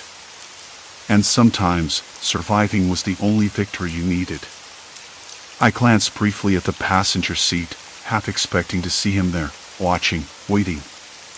But it was empty. Just the faint trace of smoke, a reminder that some people leave marks you can't erase. The miles rolled beneath me, steady and unrelenting. The horizon was beginning to lighten, the first hints of dawn breaking through the dark.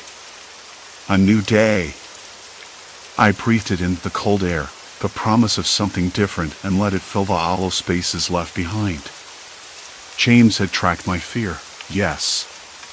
But I had reclaimed my own story. And now, the road was mine. Story 3, The Mimic Hospital, Voices That Aren't Real. That evening, the hospital smelled like bleach and stale coffee, the kind of scent that clings to your clothes no matter how many times you wash them.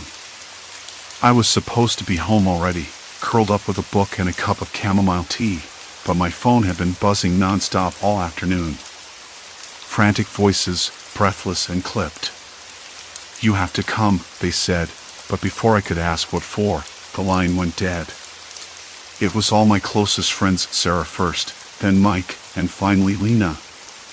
Each call more urgent, more desperate, and each one ending with a strange kind of silence, like they'd been cut off mid-sentence. I didn't know what to think. I kept telling myself they were just stressed, maybe something minor blown out of proportion. I'm not exactly known for jumping to conclusions, but something about the way their voices cracked under the strain, too raw, too real, got under my skin. There was something wrong. The hospital lobby was quiet, almost too quiet, when I pushed through the automatic doors. The fluorescent lights flickered, casting uneven shadows against the pale walls. I tightened my coat around myself because the air conditioning hummed with a coldness that felt unnatural, like the building was holding onto some secret chill. The polished linoleum floor reflected the overhead lights, but the shine was dulled by scuffs and footprints, evidence of 1,000 rushed feet crossing this threshold every day. I checked my phone again. No new messages. No calls. Just an eerie stillness that settled over me like a thick fog. "Excuse me," I said, approaching the reception desk, where the night shift nurse was typing away, her brow furrowed in concentration. She glanced up but gave me a tired smile that didn't quite reach her eyes. Have you seen Sarah? Mike? Lena? They called me. She shook her head. No one matching those names checked in recently. Are you sure about the hospital?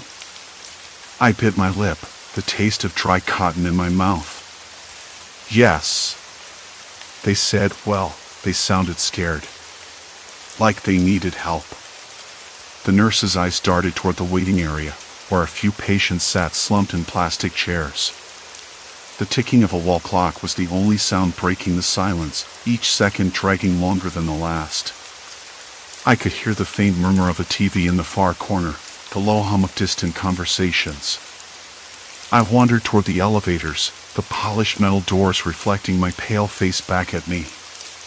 A flicker of movement caught my eye, someone standing just beyond the automatic doors, head down, phone pressed to their ear.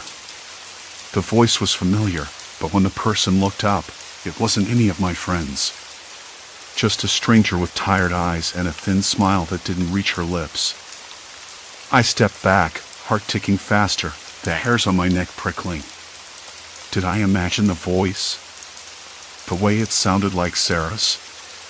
Or was it just a cruel trick my mind played on me after hours of worry? The elevator dinged open. A nurse in scrubs stepped out, carrying a clipboard, her expression unreadable. Can I help you find someone? She asked, voice soft but edged with something I couldn't place, hesitation? Concern?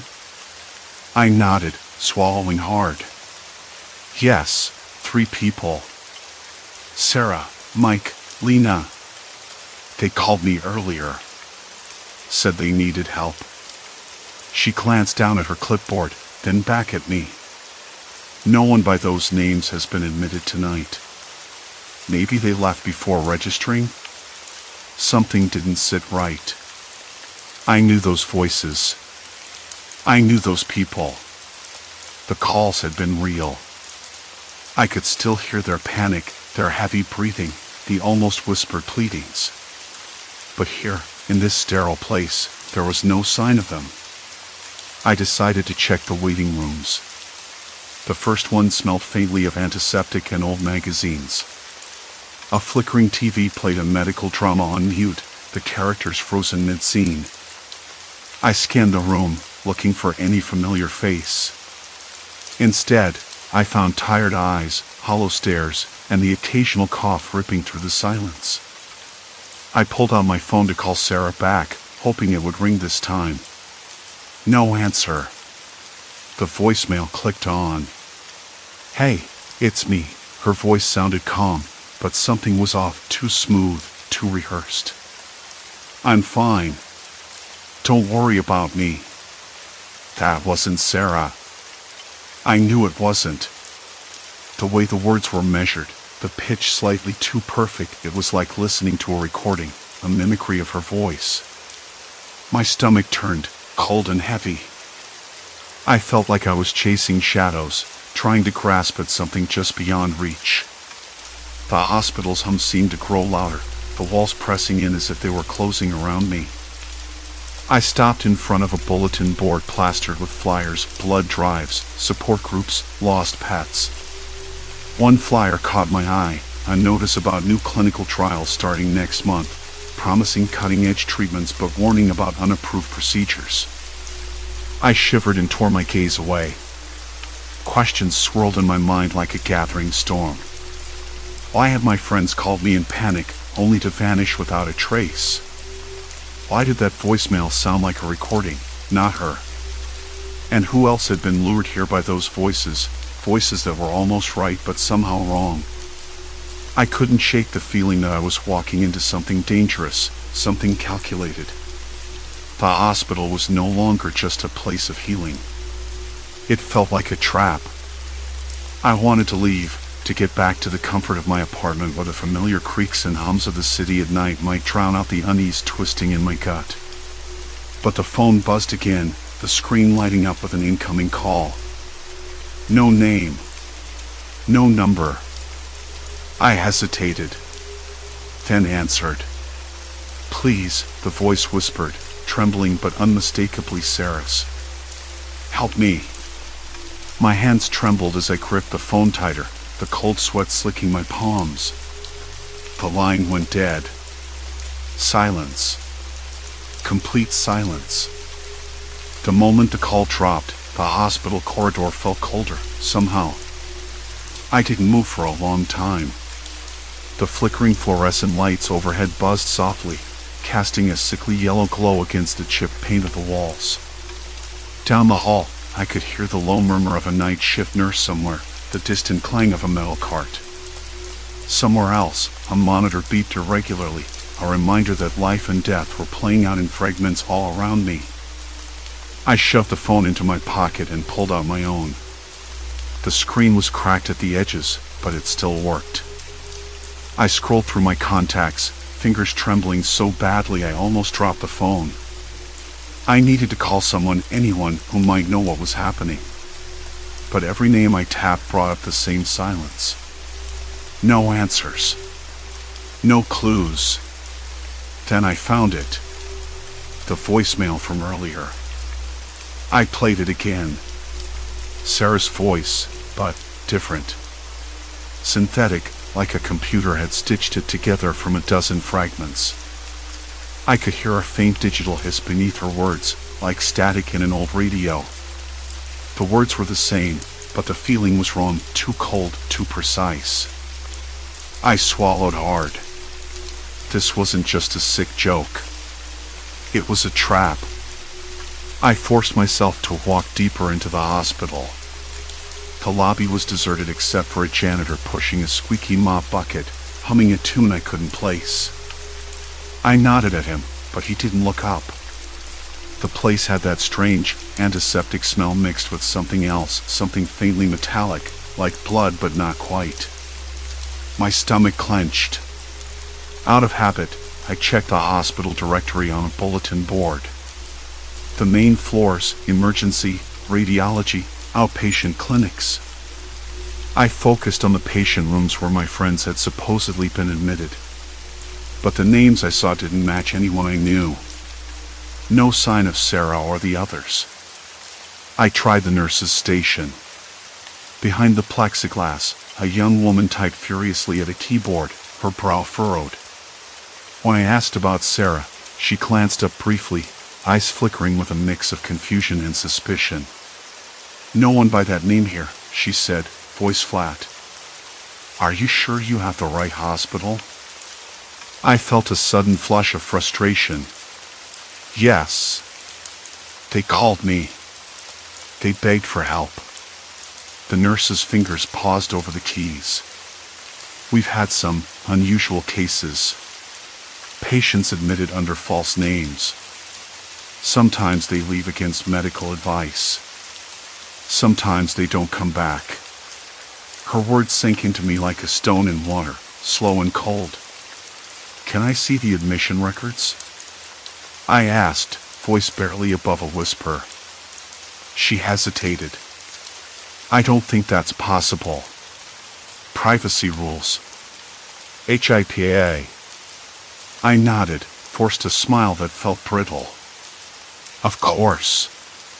As I stepped away, I caught a glimpse of something on the computer screen, a list of incoming calls with no caller ID. The timestamps aligned with the frantic calls I'd received. My gut twisted. Whoever was behind this had access to the hospital's internal system, and the ability to make those calls sound like my friends. I wandered the hallways, every shadow suddenly suspicious. The fluorescent buzz seemed louder now. I passed a door labeled Research Wing, authorized personnel only. It was slightly ajar, and a faint light flickered inside. I peered in. The room was filled with servers and monitors, blinking green and blue like the heart of some cold machine. A man in a lab coat sat at a terminal, fingers flying over the keyboard. His face was obscured by the glow. He didn't notice me. I cleared my throat. Excuse me?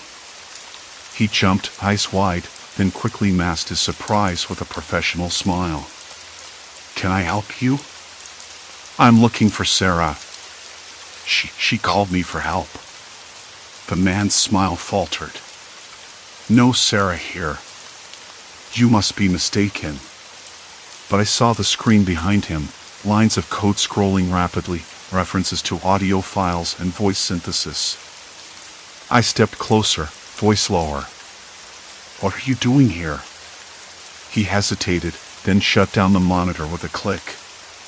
"Nothing you need to worry about." Something about his tone didn't sit right. I wasn't sure if it was fear or anger, or both, that made my hands clench into fists. I backed away slowly, nodding as if accepting his dismissal. Outside, the hospital was quieter now. The night had deepened, and a cold draft slipped through the cracked window near the stairwell. I pulled my jacket tighter, teeth chattering despite myself. I pulled out my phone again. No new messages. No missed calls. Just silence. But then, a buzz. A text from an unknown number. "You're closer than you think." I stared at the screen, the words blurring. My breath hitched. Who was watching me? How deep did this go? Then the emergency alarm blared suddenly, shattering the stillness. Red lights flashed, and a robotic voice announced a lockdown. "Security breach detected. All personnel remain in place." The hallway doors clicked shut, sealing me inside. The janitor's mop bucket clattered to the floor in the distance. I was trapped. And someone was playing a game. The message pulsed again on the screen. "Find the key before it's too late." Heart pounding, I scanned the room for anything that could unlock the mystery or these doors. Time was slipping away. My eyes settled on a panel beside the door, its surface scratched and worn. A numeric keypad blinked faintly beneath a layer of grime. I swallowed hard, my fingers trembling as I reached for it. The message was clear: find the key. But what key? A code? A physical object? The janitor's mop bucket scraped closer, then stopped abruptly. I held my breath, but the hallway remained silent. Whoever was behind this wanted me locked in here and watching. Glancing around, I noticed a small vent near the ceiling, its grate slightly ajar. Maybe an escape route, but I was too short to reach it without a chair or something to stand on. My gaze shifted to a cluttered desk in the corner. Papers, dusty tools, and a half-empty coffee cup cluttered its surface. I rushed over and grabbed an overturned stool, dragging it beneath the vent. With effort, I hoisted myself up but still couldn't reach the opening fully. Frustrated, I scanned the desk again and spotted a thin metal rod, a screwdriver, perhaps. With the rod in hand, I started prying at the grate's edges. A soft click echoed behind me. Heart hammering, I spun around just as a panel slid open in the wall, revealing a small compartment.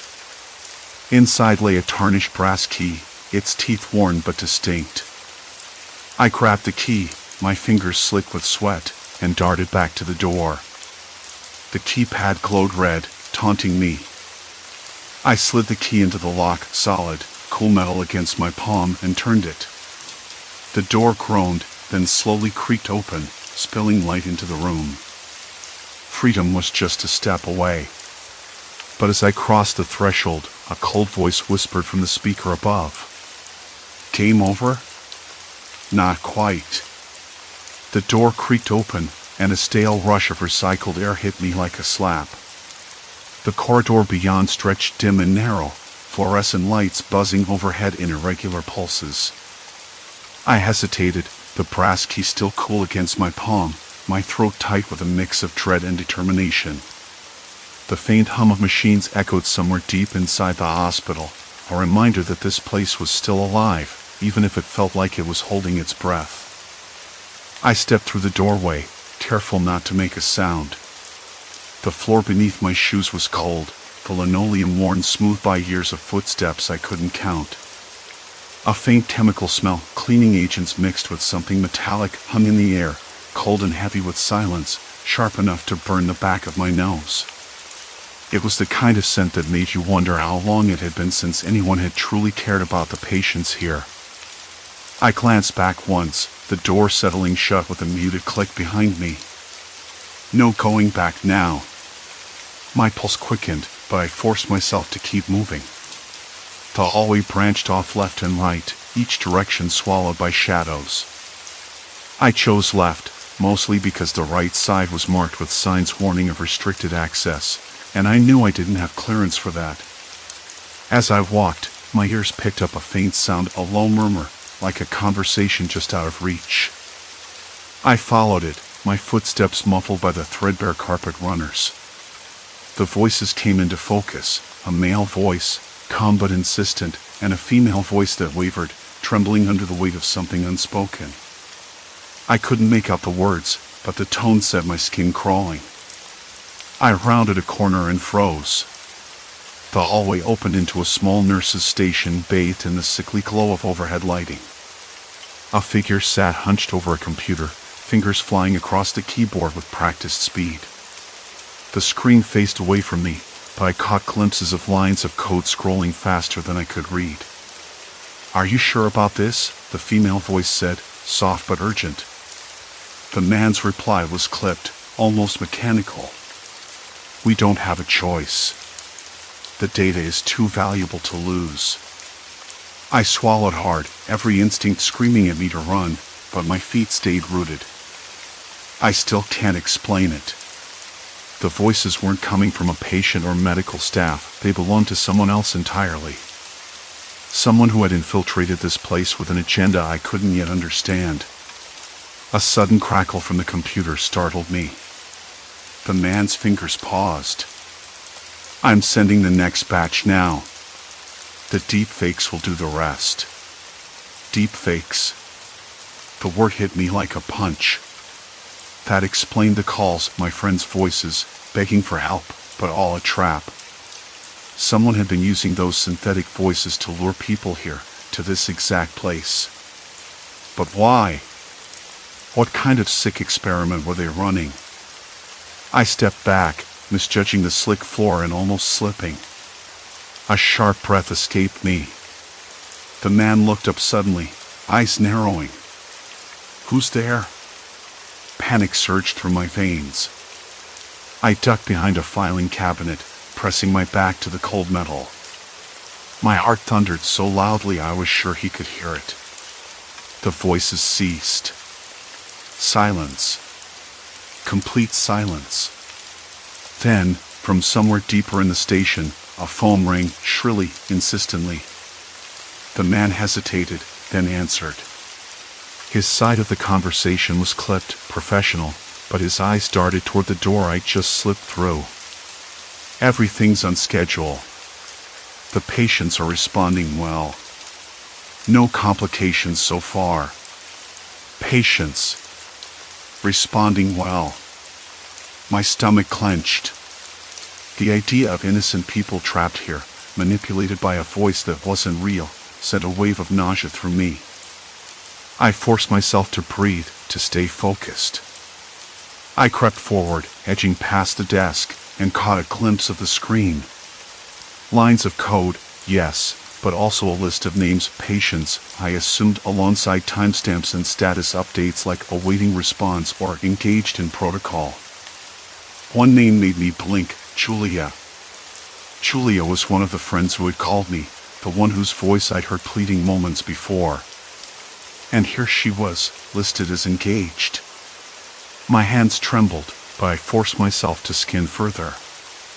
A file folder lay open on the desk, its contents spilling onto the surface. Consent forms, all signed but with the kind of fine print that made my eyes glaze over. Terms describing experimental procedures and data collection in clinical jargon that masked the real horror beneath. These weren't just tests, they were trials. On people who didn't know the full truth. I ripped my gaze away and looked around. The station was empty now. The man had vanished. I could feel the weight of eyes on me, or maybe that was just my imagination. The hospital felt like a living maze designed to trap me. I needed a plan. But as I turned to leave, a soft beep sounded from the computer. A message popped up, access granted. Welcome, Dr. Reynolds. Dr. Reynolds. The name clicked inside my head. The man at the desk had been masquerading as hospital staff. No one here was safe. Not patients, not friends, and certainly not me. Before I could react, the intercom crackled to life, filling the corridor with a voice I recognized instantly. It was my own voice, calm, familiar, pleading. Please come to the research wing immediately. There's an urgent update about your friend's conditions. We need to speak. I staggered back, the hairs on my neck prickling. The voice was perfect. Too perfect. It wasn't me. The realization hit me like a wave crashing over a rocky shore. The hacker wasn't just using deepfakes to lure victims, they were using my voice to manipulate me. To force me into their trap. Trapped. There was no turning back now. The door behind me was locked tight, the keypad flashing red. I was inside the heart of something far bigger and darker than I'd imagined. And the hospital was closing in around me, silent except for the hum of machines and the cold whisper of a voice that wasn't mine. I took a deep breath, tasting the acrid tang of fear mixed with determination. I had to find Julia. I had to stop this. But as I moved forward, the lights flickered violently, plunging the corridor into brief darkness before the buzz returned. Something was watching. And it knew I was here. The red light on the keypad blinked like a warning flare, sharp and insistent, and I pressed my palm against the cold metal, willing it to respond. The voice had come again, low and smooth, perfectly mimicking mine. We need to speak. The words echoed in the sterile air, but the source was nowhere in sight. No one answered my call back. Just the hollow walls and flickering fluorescent tubes, their buzzing like static in my ears. I swallowed hard, tasting the faint bitterness of sweat on my tongue. The sterile hospital smell mixed with something else, something metallic, a faint scent of antiseptic mingled with something I couldn't place. Anxiety? Desperation? It clung to the air like a second skin. I took a step forward, my shoes squeaking slightly on the linoleum floor. The corridor narrowed, walls closing in with the weight of silence. I could hear my own breathing now, shallow and quick, the sound of my heart thudding in my ears like a warning drum. Julia. I whispered the name, barely daring to break the quiet. The memory of her face flashed in my mind, eyes wide with fear, a silent plea trapped behind them. I had to find her before it was too late. The door ahead was cracked open, a sliver of darkness spilling into the hallway. I hesitated, fingers brushing the rough plaster of the wall for reassurance. The hospital smelled colder here, the temperature dropping enough to make the hairs on my forearms stand on end. The flickering lights overhead cast long, jittery shadows that danced just beyond the edge of vision. Inside the room, with its faint smell of dust and decay, the dim glow of monitors illuminated a figure slumped over a hospital bed. I froze. At first, I thought it was Julia, but the shape was smaller, too small. A child? No, the outline was unfamiliar, hunched and still. Then the voice came again, but this time closer, behind me, soft and insistent. You're not safe here. I spun around. Nothing. Just the empty corridor, the dull buzz of fluorescent lights, and the faint scrape of wheels on tile down the hall. A nurse's cart, abandoned. My hands trembled, fingers curling into fists. This wasn't just about Julia anymore. It was about everyone trapped in this place, drawn here by voices that weren't real. I forced myself to move, edging toward the nurse's station. The computer screens flickered erratically, lines of code scrolling too fast to read. A small sticky note clung to the edge of the keyboard. Trust no voice. My breath caught. Someone else had been here. Someone who knew. The intercom crackled suddenly, a distorted version of my own voice spilling out. You don't understand. They're listening. They're everywhere. The words cut through the silence like shards of glass. I pressed my hands to my ears, but the voice didn't stop. It repeated, looping, growing louder, more desperate. I staggered back, bumping into the cold metal filing cabinet. The drawers rattled, a jangling sound that made my skin crawl. I realized I had to shut it down, to stop the source before it overwhelmed me. I scanned the desk, spotting a power button on the side of the main terminal. My fingers hovered, hesitant. What if this was a trap? What if shutting it down triggered something worse? But the alternative, letting the voice continue, felt unbearable. I pressed it. The screens went black, and the hospital plunged into an oppressive silence that pressed against my ears. I blinked, adjusting to the sudden darkness. The only light came from the hallway, where a faint glow suggested movement. Footsteps. Slow. Deliberate. Not quite human. I swallowed again, the taste of adrenaline sharp and metallic. My eyes darted to the doorway, where shadow pulled like ink. I could hear my heartbeat now, a frantic thump that felt too loud in the stillness. Julia, I called out, voice cracking. Where are you? No answer. Just the soft scrape of footsteps approaching, echoing off the sterile walls. I backed toward the door, searching for an exit, a hiding place, anything. My fingers brushed a fire alarm switch, but I hesitated. Would that bring help? Or just draw attention? The hospital was a maze of corridors, too vast and confusing to navigate blindly, especially with someone or something tracking me. Then a soft chime from my phone startled me, its screen lighting up with a new message.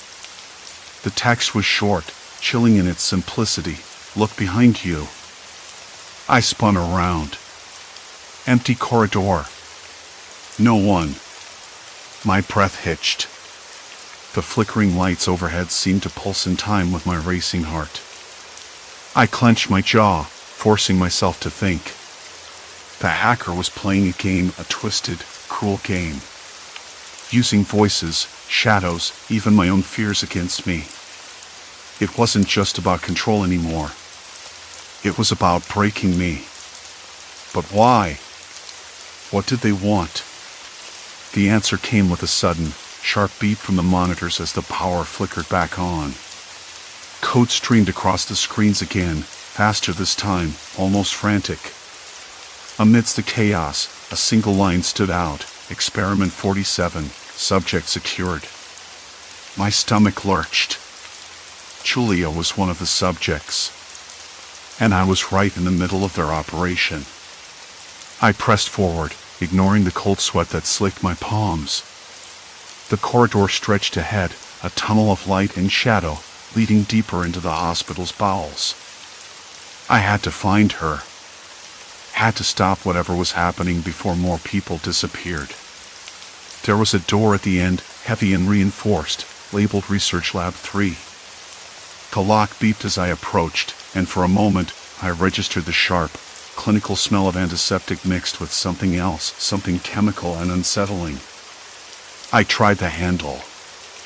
Locked. Then the voice again, closer this time, softer, almost coaxing. You're so close. Just a little further. A shiver ran down my spine. The voice was mine, but not mine. The hacker's voice, distorted and perfect. Why? I whispered, my voice trembling. Why are you doing this? Silence. Complete silence. Then the door clicked. It swung open slowly, revealing a room bathed in harsh white light. Inside, rows of hospital beds lined the walls, some empty, others occupied by pale, silent figures hooked up to machines. And there, in the center, was Julia. Her eyes met mine wide, unblinking, but alive. I stepped inside, the door closing behind me with a dull thud that echoed like a final sentence. The hacker's voice whispered in my ear, cold and clear, "Welcome to the experiment. You're part of it now." Everything narrowed to that moment. A single breath. A choice. I wouldn't let this end here. Not for Julia. Not for any of them.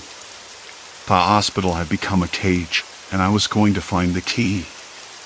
Even if it meant losing myself in the darkness. Under the harsh glare of flickering fluorescent bulbs, the hospital seemed less a place of healing and more a forgotten labyrinth where shadows whispered secrets. The sterile light pressed down on everything, unforgiving and cold. The hum of machines buzzed low and steady, a mechanical heartbeat for the hollowed-out room. Julia's eyes stayed locked on mine, wide and unblinking, but somehow fierce in their vulnerability. I didn't know whether to be relieved or terrified. The weight in my chest tightened, and I swallowed hard, the metallic tang of fear sharp on my tongue. "Julia," I whispered, voice cracking. "We have to get out of here." My words felt fragile, like glass slipping through my fingers. The voice, the hacker's voice, was there again, inside my head, smooth as silk and twice as poisonous. "You're already tangled in this. You can't leave." It wasn't a threat, not exactly. More like a fact, cold and unyielding. The door behind me clicked. I turned sharply, expecting anyone to step inside. But it stayed shut, the lock clicking into place. I was trapped. I scanned the room, with its faint smell of dust and decay again. The patients, pale and still, lay connected to machines that hissed and beeped with a mechanical rhythm. The odor of antiseptic mixed with something faintly metallic, copper? Blood? I couldn't tell. The scent clung to the air like a warning. I crouched beside Julia's bed. She blinked slowly, and a tear traced a thin line down her cheek. "I'm here," I said, reaching for her hand. It was cold, but it squeezed mine back, weak but real. "We're getting out," I promised, though the lie tasted bitter. The hacker's voice whispered again, softer this time, almost coaxing. "You think you can stop it? You don't understand the web you're caught in." I closed my eyes and tried to steady my breathing. The voice, deep fakes, the manipulations, everything. It was more than just a sick game. It was a calculated, precise control. Someone had weaponized trust itself. Suddenly, a muffled sound came from the hallway, footsteps. I stiffened, heart pounding against my ribs like a drum. Julia's grip tightened. The door handle rattled. Then, a voice. Not the hacker's. A real voice. "Hey! It's me, Detective Marks." The voice cracked with urgency. "I'm coming in." The door unlocked and swung open. A man in a rumpled suit stepped inside, eyes scanning the room quickly before settling on us. Relief washed over me, sharp and immediate. "Thank God," I breathed. "Julia, she's alive." Detective Marks nodded grimly. "We've been tracking the hacker for weeks, but this place... it's more than just a hideout. It's a trap. How did you find me?" I asked, voice hoarse. "Your calls. Your friends. And a lucky break. We traced a data leak back here." He glanced at the patients. "You're lucky to be alive." I looked around again. "What's happening to them?" "To Julia?" Marks gestured toward a small monitor. "Experimental drug trials. Without consent. The hacker's been using voice deepfakes to lure people, patients, doctors, nurses into this nightmare. Twisting voices, fabricating emergencies. It's all part of some sick experiment. I swallowed hard. Why? What's the end game? No one knows exactly, he said. Money? Power? Control? It's all tangled up. But we're shutting it down. Starting now. I helped Julia sit up as best I could. She was weak but responsive. Her gaze met mine again, filled with a fragile hope I wasn't sure I could share yet. The detective pulled out his phone and called for backup. The hospital's emergency lights flickered, casting long shadows against the walls. I wondered how many others were trapped in this place, victims of a voice that wasn't really a voice. As the minutes stretched, the oppressive silence lifted slightly.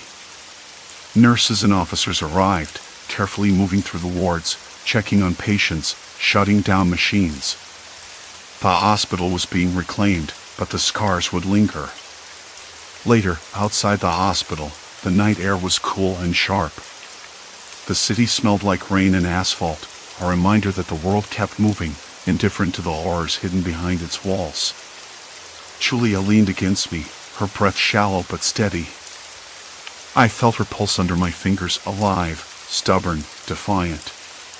The detective looked at me and said, "You did good. You didn't give up." I wanted to believe him. But as I stood there, watching the flashing lights fade into the distance, I knew something had changed inside me.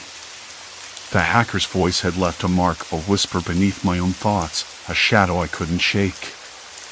I thought about the patients, the stolen voices, the lies spun so perfectly they almost fooled me.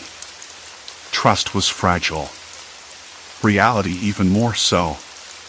Back in my apartment days later, I stared at my phone, half expecting the voice to call again. It didn't. But the silence was heavy, weighted with the knowledge that someone out there still held the power to mimic, deceive, control. I ran my hand over the scar on my wrist, a souvenir from the hospital, a reminder that survival wasn't just about escaping. It was about fighting the echoes inside. Julia was recovering. Slowly. The world outside was messy and uncertain, but at least she was safe. And me? I wasn't the same person who had answered those frantic calls weeks ago. The darkness I'd stepped into had left its shadow. But maybe that shadow would make me stronger. Maybe. Because sometimes, the real horror wasn't in the things you saw or heard. It was in the things you never expected to hear, voices you trusted, twisted and bent until they became something else entirely. And that was a fear that wouldn't fade. But it wouldn't win. Not this time. Story 4, Unseen Past, Photographs of Impossible Memories. I found the photographs on a Saturday afternoon, tucked away in a drawer I never opened. Curiosity got the better of me. I peeled the flap open, careful not to tear the fragile paper, and inside were 6 photographs. They looked old, though I couldn't tell exactly when they'd been taken. The colors had faded unevenly, like someone tried to hold on to memories that were slipping through their fingers. And then I saw myself. That's the thing. I wasn't expecting to see myself. Not in these photos. Not here. One showed me standing in front of a building I didn't recognize. The brickwork was red and chipped, the windows tall and narrow, the kind of place you might find in a forgotten part of the city or maybe a quiet town I'd never been to. I was younger, maybe early 20s, and wearing a jacket I didn't own, my hair shorter than it is now, tousled in a way that didn't feel like me. I remember every jacket I've ever owned, or so I thought. The second photo was worse, me sitting at a cafe table outside, a cup of coffee steaming in the chilly morning air, but the street behind me was unfamiliar. No signposts, no people I recognized, just the blur of strangers and the vague outline of a fountain. I flipped through the rest. Each one placed me in a different spot: parks, markets, busy sidewalks, none of which I'd ever visited. None of which I could recall. For a moment, I sat on the edge of the couch, the envelope and photos spread out on the wooden coffee table in front of me. The afternoon light slanted through the window, casting long shadows across the floor. The air smelled faintly of rain, a wet, earthy scent that clung to the fabric of the curtains. Somewhere outside, a dog barked, sharp and urgent, breaking the quiet. I touched the photographs again, fingers trembling slightly, tracing the edges as if I could feel the thread connecting me to those places. But there was no connection. I didn't remember any of it. I know how that sounds. Like I'm losing my mind or making it up. But I'm not. Not yet. I shoved the photos back into the envelope and slid it into my jacket pocket. Maybe it was a prank. Maybe someone had been messing with me. But who? And why? That evening, I found myself restless, unable to settle. The apartment felt smaller somehow, the walls closing in with a silent pressure that made my skin crawl. I kept checking the windows, watching the streetlights flicker to life, the soft hum of the city settling into night. The kettle boiled over twice, filling the kitchen with a sharp steam, and I spilled a bit of tea on the counter, the warm liquid soaking into the grainy surface like a stain I couldn't scrub away. I tried to call a friend, someone to talk to about the photos, but my phone slipped from my fingers twice, clattering to the floor. The screen cracked, a thin-line spider webbing across the glass. I stared at it, the eerie quiet settling over the room, with its faint smell of dust and decay like a fog. Sleep didn't come easily. When I finally drifted off, the images of those unknown places haunted my dreams. I was walking streets I had never seen, passing faces that blurred just out of focus, hearing laughter that didn't belong to anyone I knew. I woke in the early hours, heart hammering, the taste of cold metal on my tongue despite no recent illness or injury. The next morning, I tried to shake it off. I told myself I was being ridiculous, that there was a simple explanation. Maybe a mix-up at a photographer's studio or someone's idea of a joke. I even joked aloud, maybe I'm a secret agent with a split identity. The words sounded hollow even as I said them. But the photos lingered in the back of my mind like a dull ache. I checked my calendar, my bank statements, my social media accounts, anything that might confirm or deny these mysterious trips. Nothing. No flights booked, no hotel stays, no check-ins or photos of my own that matched the places from the envelope. It was as if someone had fabricated an entire life for me, one I had no memory of living. And that thought was worse than anything else. Later that day, I went to the cafe nearest my apartment. I ordered a black coffee, the bitterness grounding me more than I expected. The barista smiled politely, but her eyes flicked to my jacket pocket where the envelope still rested, a silent weight against my side. I caught the glance and looked away quickly, pretending to check messages on my phone. Outside, the wind had picked up. Leaves tumbled across the pavement, skittering against the curb with a dry rustle. The sky was heavy with gray clouds, the promise of rain hanging just out of reach. I sat there for a long time, watching people pass, a man with a briefcase, a woman pushing a stroller, a teenager with headphones lost in his own world. Everyone seemed tethered to their own histories, their own truths. And I wondered where mine had gone. When I finally left, the street felt different, off-kilter in some subtle way I couldn't quite place. Shadows stretched strangely along the walls of the buildings, and the air smelled faintly of something metallic, like old pennies or a distant thunderstorm. At home, I pulled out the envelope again. This time, I spread the photos on the kitchen table, each one catching the dim light differently. I studied the backgrounds, searching for landmarks, street signs, anything familiar. Nothing stood out. The photos were just wrong. And then I noticed it. In the corner of the last picture, barely visible, was a small scribble, a date, maybe? Or initials. Something written in the same faded blue ink as the numbers on the envelope. I leaned closer, squinting until the letters snapped into focus. May 14th, 2008. I blinked. That was the day I graduated college. A day I remembered clearly. Or so I thought. The idea that someone had been slipping into my past, rewriting it without my knowledge, sent a cold shiver down my spine. But who? And how? I put the photos down and stared out the window at the darkening street. Somewhere out there, someone was watching. Or waiting. Silence. Complete silence. And then my phone buzzed. A message from a number I didn't recognize. Do you remember May 14th, 2008? I dropped the phone onto the table, the screen glowing like a beacon in the gathering gloom. My hands trembled. Something had just begun, and I had no idea how to stop it. The phone buzzed again. I swallowed hard, the taste of stale coffee thick on my tongue. My fingers tapped the edge of the worn wooden table, nails uneven, picking at the chipped varnish. The room was quiet except for the distant hum of a radiator ticking on somewhere down the hall. Outside, the streetlights flickered against the damp pavement. I hadn't looked out since the last photo. Didn't want to. But that message, it was a challenge, or maybe a taunt. I typed back, hesitating with every letter. I remember my graduation. What's this about? No reply for several minutes.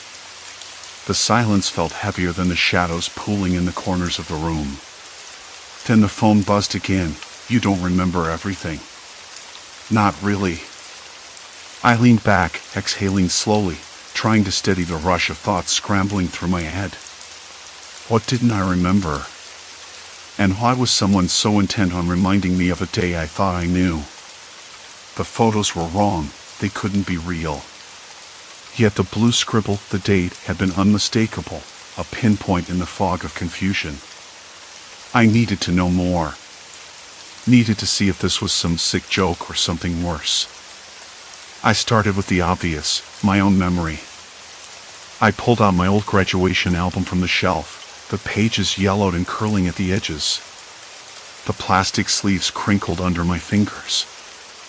I flipped slowly, searching for any sign, any discrepancy.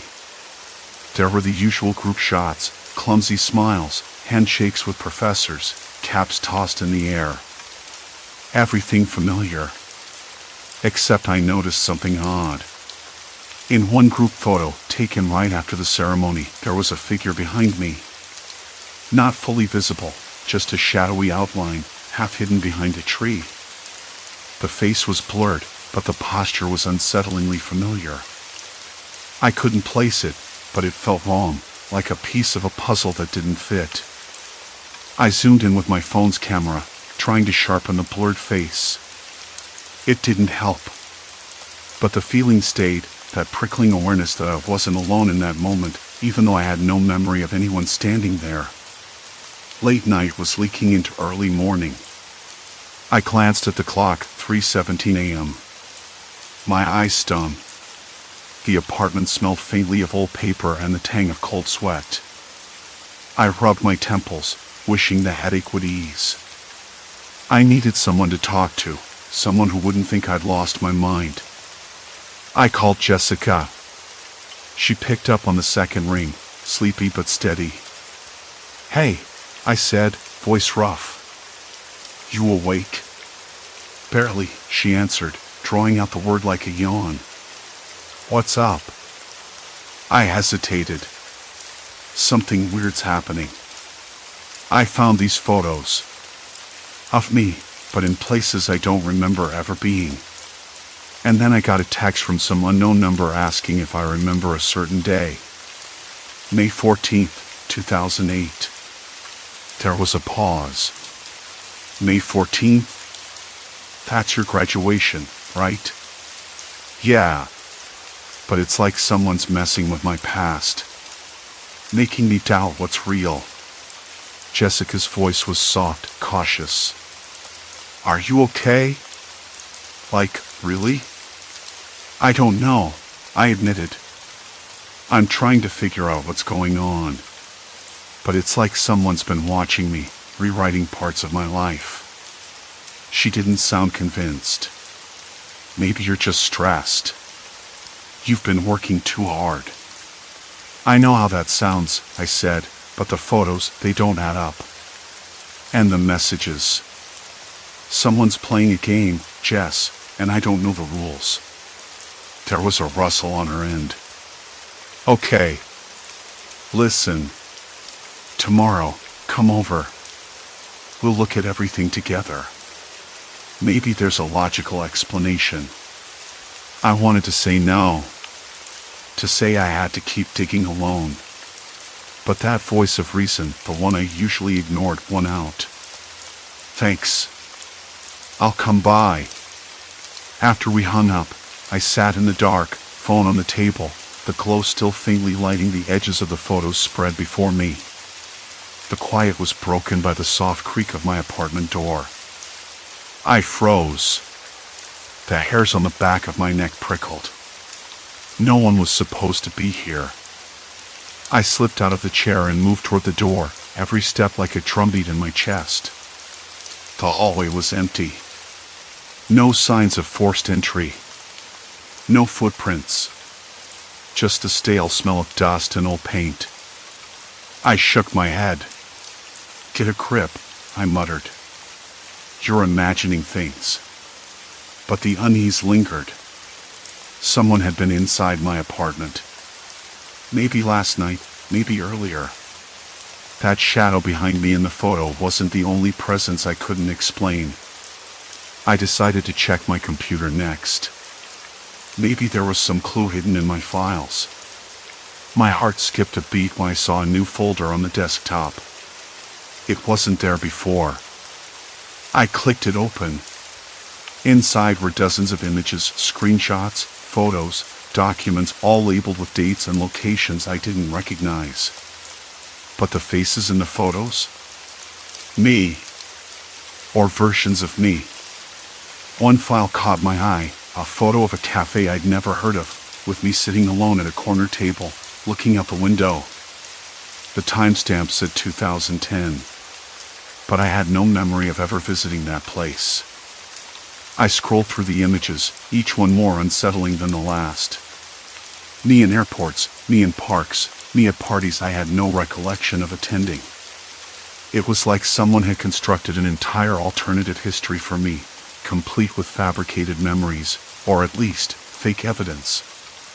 My hands trembled as I closed the folder. I tried to steady my breathing. Who does this? And why? Suddenly, the phone buzzed again. The same number. Do you want to meet? I can explain. I stared at the screen. The offer felt like a trap. But maybe it was the only chance to understand what was happening.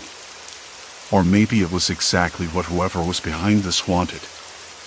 I typed back, fingers shaking, where? No answer. Just silence. Outside, the wind picked up, rattling the window pane like a warning. The room felt colder, the shadows longer.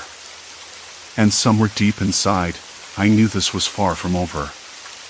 The storm was just gathering. The wind had settled, but the chill in the room, with its faint smell of dust and decay, remained. I wanted to shut the whole thing down, close the laptop, pull the covers over my head, pretend this was a bad dream. But I couldn't. Not after seeing those photos. Someone had been living my past, rewriting it in their own script. I rubbed my eyes, tasting the sour tang of stale coffee at the back of my throat. My fingers twitched, itching to dig deeper. Then the phone buzzed again. Same number. I picked it up, thumb hovering over the screen, reluctant. Meet me, the message said. No location. No time. Just those two words. The cold sweat on my back prickled. I typed back, "Why me?" Silent reply. Nothing. I closed the phone and leaned back. What if this was a setup? What if it was someone trying to push me off the edge? Or worse, someone close, someone I trusted. The thought made my skin crawl. But I couldn't ignore it either. I needed answers. The pictures, the messages, they were pieces of a puzzle I didn't want to admit I was part of. The next morning, sunlight crept through the cracked blinds, dust motes dancing lazily in the golden beams. I woke with a pounding headache and a mouth as dry as sandpaper. My phone was silent. No new messages. Nothing. The quiet was almost worse than the buzzing. I decided to retrace my steps digitally, revisiting every place from those photos, trying to find a clue. It was like chasing a ghost. I scrolled through old social media, public records, anything that might link me to those unfamiliar places. Nothing matched. No events, no check-ins, no mentions. It was as if my fabricated past was carefully erased from every trace except those photos. Then, out of nowhere, an email landed in my inbox. No sender name, just a subject line, proof. My hands trembled as I opened it. Inside was a video file, roughly 30 seconds long. The footage was grainy, shot from a distance. I was there walking down a crowded street, alone, head down. But it wasn't me. Not really. The clothes were similar, but the gait felt off. My hair was longer, the face thinner. It was a person wearing my face like a mask. I rewound, watched it again. And again. A cold knot tightened in my stomach. That's when the doorbell rang. Sharp. Insistent. I froze, heart thudding in my ears. The apartment was on the second floor. No one should be coming by unannounced this early. I hesitated, then moved toward the peephole, careful not to make a sound. No one was there. Only a small envelope slipped under the door. I bent down, picked it up. The paper was thick, smooth, with no writing on the outside. Inside, a single sheet with a typed message. You're running out of time. Stop digging, or you'll lose everything. My hand shook so badly I nearly dropped it. I swallowed hard, tasting the metallic tang of panic. Who was watching me? How long had they been watching me? And why? I sat back down, the envelope resting in my lap like a stone. The room felt smaller now, suffocating. The walls seemed to close in, the shadows darker, the silence louder. My phone buzzed again. This time, a different number. Stop. You don't know what's at stake. I stared at the screen, feeling the news tighten. The threat wasn't subtle anymore. It was direct. Personal. I thought about calling the police, but stopped myself. What would I say? That someone was rewriting my history? That I was being stalked by a ghost version of myself? They'd think I was losing it. Maybe I was. But then I remembered the photos, the video, the envelope. This was real. Real and terrifying. I needed help. I reached out to Lena, my closest friend since college. Someone I trusted, or at least thought I did. I explained everything in a rushed, halting voice, leaving out nothing. Her silence on the other end was almost worse than an outburst. Are you sure you want to get involved? She finally said. This sounds dangerous. I don't have a choice, I said. They've already rewritten my past. If I don't find out who, they'll control my future. There was a pause. Then, okay. Meet me at the cafe on 5th in an hour. We'll figure this out. I hung up, heart pounding like a drum in my chest. I grabbed my coat, the rough fabric scratching my forearms, and stepped outside. The air was sharp and cold, carrying the scent of wet asphalt and distant rain. The city was waking up, oblivious to the storm brewing in my life. As I walked, I couldn't shake the feeling of being followed. Every shadow flickered at the edge of my vision. Every passerby seemed to glance a little too long, a little too pointedly. I kept my head down, hands shoved deep in my pockets, mind racing through every possibility. At the cafe, Lena was already there, nursing a cup of black coffee. Her eyes were sharp, scanning the street as I approached.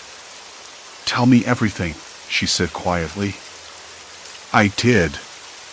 Every detail. The photos, the messages, the video, the envelope. The threats. She frowned, tapping her fingers on the chipped porcelain cup. "This isn't just some prank. Whoever did this knows you. Knows how to get under your skin. Do you think it's someone I know?" I asked. "Maybe. Or someone who wants you to think that." It was a brutal thought. I looked around the crowded cafe, half expecting to see the mastermind sitting at a corner table, watching me like a hawk. Lena leaned in, voice low. "You need to be careful. Whoever's behind this wants you to feel trapped. They want you isolated." "I'm already there," I said, bitterness creeping into my voice. She shook her head. "No, not yet. But if you don't act fast, you will be." Outside, the sky darkened. The first heavy drops of rain began to fall, tapping against the windows, a relentless rhythm that matched the pounding in my chest. I realized then there was no turning back. Whoever had woven this false past had cut off every escape route. Every step I took forward was a step deeper into their game. And the worst part? I didn't even know the rules. As we left the cafe, the street lamps flickered and a figure stepped out from the fog at the corner of the block. Just for a second, our eyes met. The face was obscured, features shadowed, but the smile was unmistakably cruel. I swallowed hard, my throat dry. The chase had begun, and I was already losing. The rain hammered down harder now, a relentless drumming against the cafe's windows. Lena's words echoed in my mind, sharp and urgent. "They want you to feel trapped. Isolated." I swallowed, the bitter taste of stale coffee and damp leather filling my mouth. "I'm already there," I'd said. But now, standing beneath the awning, rain soaking through my jacket, I wasn't so sure. The edges of my world had already started to crumble, but what if the collapse was just beginning? The street was empty except for the occasional flicker of a shuttered shop window. No sign of the figure. I pulled my collar up and started walking, Lena's hurried footsteps echoing close behind me. "We need a plan," she said. Her voice wasn't just low, it was tense, brittle, like a wire stretched too tight. "Plan," I repeated, voice rough. "What plan? I don't even know who's playing this game." She stopped and looked me in the eye. "Then we find out. Whatever they're trying to do, whoever they are, they've been watching you for a long time. Too long. You have to start turning the tables." I nodded, though the knot in my stomach tightened. Turning the tables sounded easier when you weren't the one being hunted. The cafe, the photographs, the whispered warnings, they all circled in my mind like vultures. But where to begin? The streets around us blurred under the rain, the city's usual hum muffled, as if the night itself was holding its breath. We ducked into a narrow alley to avoid a passing car, the smell of damp concrete and rotting leaves thick in the air. Lena pulled out her phone, fingers moving fast over the screen. "I hacked into the security cams from the cafe earlier," she said. "There's footage of you. Not just in the cafe, but in places you never went to. Same as those photos. I swallowed hard. So it's not just pictures. They're making videos too. Exactly. She bit her lip. I found one from 2 weeks ago outside a warehouse on the west side. You don't remember that, do you? I shook my head. The warehouse meant nothing. No. I never went near that part of town. Someone's been placing me there. And it's not just for fun. A cold wave rolled through me. My hands trembled despite the chill. What do they want from me? Lena shrugged, eyes sharp. Control. You. Your future. You said it yourself, this isn't random. It's a setup. But setups don't just happen. Someone's orchestrating this down to the last detail. I stared at the wet pavement, the blurry reflections of street lamps like watercolors bleeding into each other. But why? What could I possibly have that someone else wants? She looked away, biting her lip. You're smarter than this. There's more to your history than you know. And whoever this is, they want to keep you in the dark. The rain slowed to a drizzle as we crossed the street, the city lights smeared like oil paints. I tried to focus, but my thoughts raced. The photographs, the videos, Lena's warnings. It was like I was trapped inside a puzzle box with no edges, no clear opening. And every time I thought I found a clue, it twisted into something darker. Let's think about this, Lena said, voice softer now. If they've been fabricating your past, they've had to get close to you. Close enough to plant memories, manipulate your surroundings. People you trusted. Her words hit me like a slap. I blinked, trying to pull the pieces together. Who could it be? Someone from work? A neighbor? My own family? The faces floated up and drifted away like smoke. A sudden noise made me jump, a dog barking somewhere down the street, sharp and urgent. Maybe it was nothing, but my skin prickled, goosebumps rising despite the warmth of the night. We should check the warehouse, I said, surprising myself. If they're putting me there in pictures and videos, maybe there's something real I'm missing. Lena hesitated. It's risky. That place isn't exactly friendly territory. I know, I said, voice steady even though my insides churned. But it's the only lead we have. We made our way there, the city growing quieter as we moved farther from the busy center. The warehouse loomed ahead, a hulking shadow against the night sky, windows dark and empty like hollow eyes. The smell of oil and rust hung in the air, mixed with something faintly metallic, maybe blood, maybe just rusted pipes.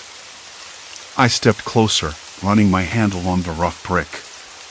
It was cold, wet, and crumbling in places. I could hear the distant hum of a train, the low rumble vibrating through the ground. The rain had stopped altogether, leaving the air thick and heavy. Suddenly, the sharp click of a camera shutter broke the silence. I spun around. Nothing. Just empty street. Did you see that? I asked, voice tight. Lena shook her head. No. Maybe it was just a reflex, your mind playing tricks. But I wasn't convinced. My pulse hammered in my ears. Someone was watching. Had been watching all along. We crept around the corner, trying to find a side entrance. The warehouse was surrounded by a chain-link fence, topped with coils of barbed wire. I traced the cold metal with my fingertips, heart pounding. Whoever was behind this had meant for me to see those images, the photos, the videos, and now they were daring me to come here. A sudden movement caught my eye, a shadow slipping behind a stack of crates. I froze. Did you see that? I whispered. Lena nodded, pulling her phone out again. I'm trying to get a signal. If we can't find anything inside, maybe we can trace whoever's tailing us. The minutes stretched thin. My breath came in short gasps, the smell of damp wood and old concrete thickening around us. Then, from somewhere deeper inside the warehouse, a faint tapping began. Rhythmic. Deliberate. I swallowed, turning toward the noise. The sound echoed, bouncing off metal beams and empty crates. It wasn't mechanical. It was human. Someone was there. Stay close, Lena said, voice low. We edged forward, the floor creaking beneath our steps. The tapping grew louder, then stopped. Silence. Complete silence. A figure stepped out from the shadows. Not the cruel smile from the street corner, but someone else. Someone familiar. Didn't expect you here, the voice said. Calm. Controlled. Too calm. I blinked. Recognition slammed into me like a freight train mark. My old colleague. The one person I never thought would be part of this. Why? I asked, voice barely a whisper. Why are you doing this? He smiled, but it didn't reach his eyes. Because you need to understand. This isn't just a game. It's a test.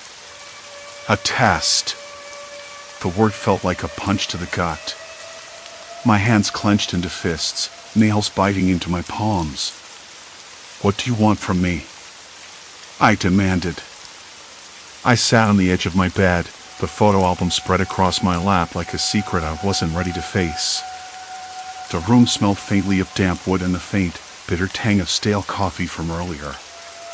Outside, the wind rattled the window pane, a low, persistent sound that made the walls feel closer than they really were. I ran my fingers over the glossy surface of the picture in front of me, the one where I stood in that park, the one I'd never been to. How many times had I looked at it now? A dozen? More? The image was too clear to dismiss, a snapshot of me smiling under a tree that wasn't in my neighborhood, surrounded by faces I couldn't place. I'd ask myself all the usual questions. Was I losing my mind? Did someone drug me?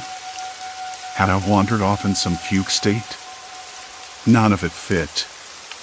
The more I thought about it, the more I felt like the ground beneath me was slipping, like I was standing on quicksand made of memories that weren't mine. I closed the album gently and looked around my apartment.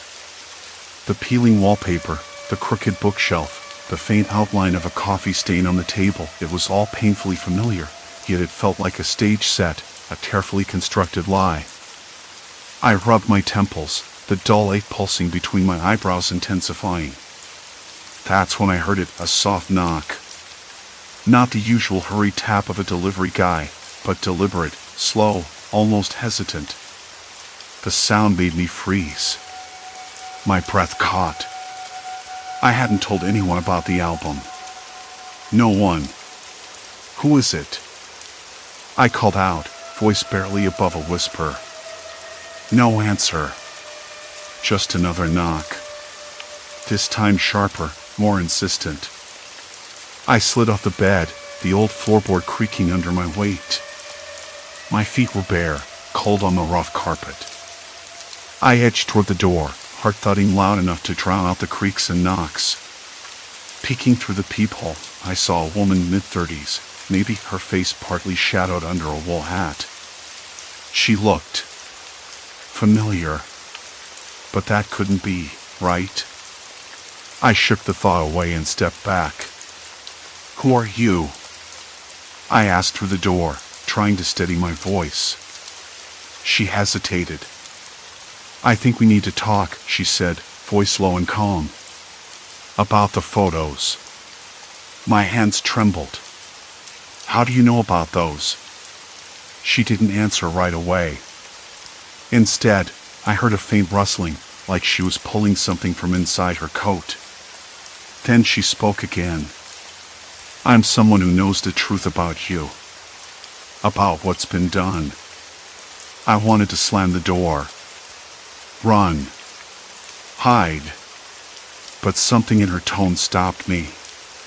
"Come in," I said, barely able to trust my own voice.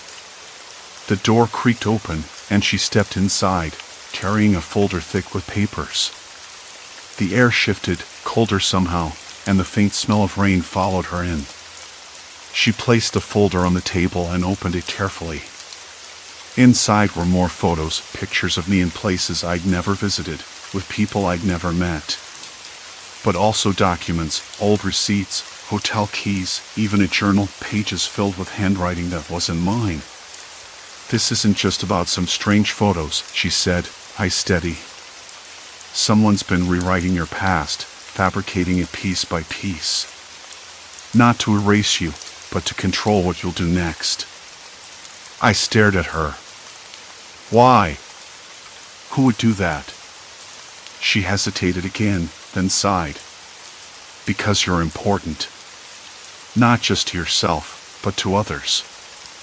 You have connections, people who want to keep you in line.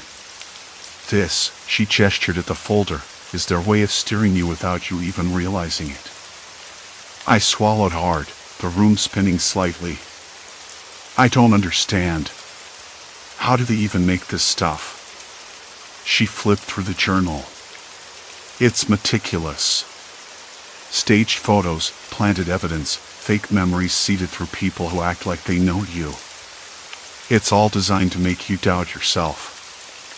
I thought about my own reflection in the mirror across the room, the tired eyes, the faint shadows beneath them, the slight twitch at the corner of my mouth that I never noticed before. Was this me? Was this really me? Or just a character in a story someone else was writing? "I'm sorry," she said softly. "I'm here to help you take it back." For the first time in days, maybe weeks, I felt something flicker inside me, a fragile thread of hope. We spent hours going through the folder, piecing together timelines, cross-referencing places and faces, looking for inconsistencies. The rain outside thickened, drumming on the roof like a frantic heartbeat. I learned things I thought I'd forgotten, places I'd actually been, people who truly mattered. The fabricated stories crumbled under the weight of real memories. By dawn, I was exhausted but clearer. The woman, I learned her name was Mara, had helped me understand that the control was subtle but real. It wasn't about violence or threats, it was about manipulation, erasing autonomy one false memory at a time. When she finally left, the early light spilled in through the window, casting soft gold across the worn carpet. I sat back down, the photo album still open on my lap. It no longer felt like a trap but a puzzle one I was starting to solve. The hardest part was accepting that I'd been vulnerable, that my past had been a canvas for someone else's design. But I also knew something else. I was still here. I was still me. I closed the album gently and stood, feeling the rough plaster of the wall beneath my palm. The room was quiet except for the distant bark of a dog and the faint hum of city life waking up. The world was the same, yet nothing felt quite the same anymore. I had reclaimed my past. Now, it was time to decide my future. And this time, I'd write it myself. Story 5, Subway Slip, Descent into Reality Rift. The subway car rocked gently beneath me as the train slipped through the tunnel, the steady hum and rattle folding into the background of my thoughts. I'd taken this route 100 times before, the late-night ride from my office to my cramped apartment on the far side of the city. It was the last train, the one that didn't stop at every station, the one that always felt like a secret everyone else was too tired to notice. The lights flickered overhead, the tired fluorescent bulbs casting a sickly yellow glow that barely kept the darkness at bay. I'd read somewhere that the flicker was caused by voltage fluctuations in the aging grid, but I wasn't sure I believed it. The seats were mostly empty, save for a few scattered passengers. A man sat a few rows ahead, bundled in a threadbare coat, his face buried in a dog-eared paperback. A woman near the door, her eyes glued to a phone screen so bright it made her skin look almost translucent. 2 Two teenagers, whispering and laughing softly, their backpacks spilling out worn notebooks and half-empty water bottles. The usual late-night tableau. I watched the man with the book for a moment. He flipped a page, then stopped, his brow furrowing. The sound of the train shifting on the rails was louder now, a rhythmic clatter that seemed to pulse through the car. I swallowed and looked away, finding myself drawn instead to the window beside me. Darkness pressed close, broken only by the occasional flash of tunnel wall or graffiti scrawled along the trackside. Then, a sharp shudder ran through the train, subtle but definite. The lights flickered again, this time longer, dipping into a brief blackout that sent a ripple of tension through the car. The woman near the door gasped softly, clutching her phone tighter. The teenagers exchanged nervous glances. Even the man with the book closed it, his eyes scanning the dim space around us. Power surge, a voice muttered from somewhere to my left. I turned and saw a young transit worker, his jacket marked with the city logo, standing near the conductor's cabin. He looked as tired as I felt, rubbing his neck as if the sudden flicker had given him a crick.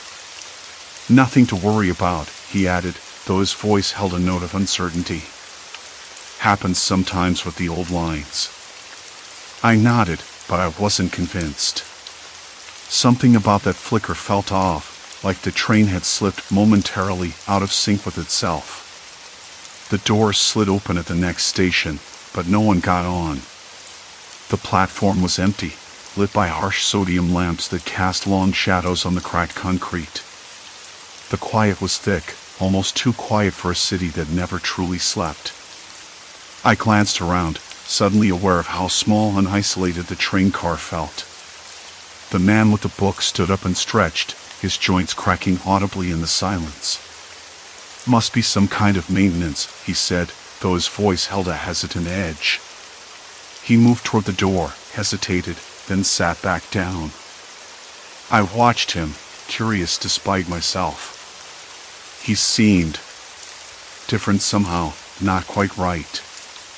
His eyes flicked to the window, but not at the tunnel outside.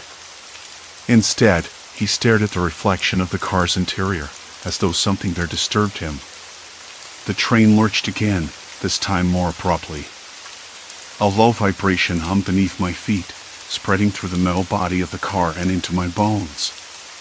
The lights dimmed further until the windows became mirrors, reflecting the passengers back at themselves in distorted, ghostly forms.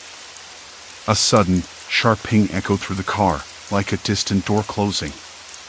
The man blinked rapidly, looking around as if trying to spot the source. "Did you hear that?" I asked, voice barely above a whisper.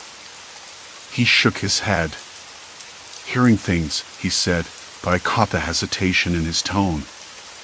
I leaned closer to the window, pressing my forehead against the cool glass.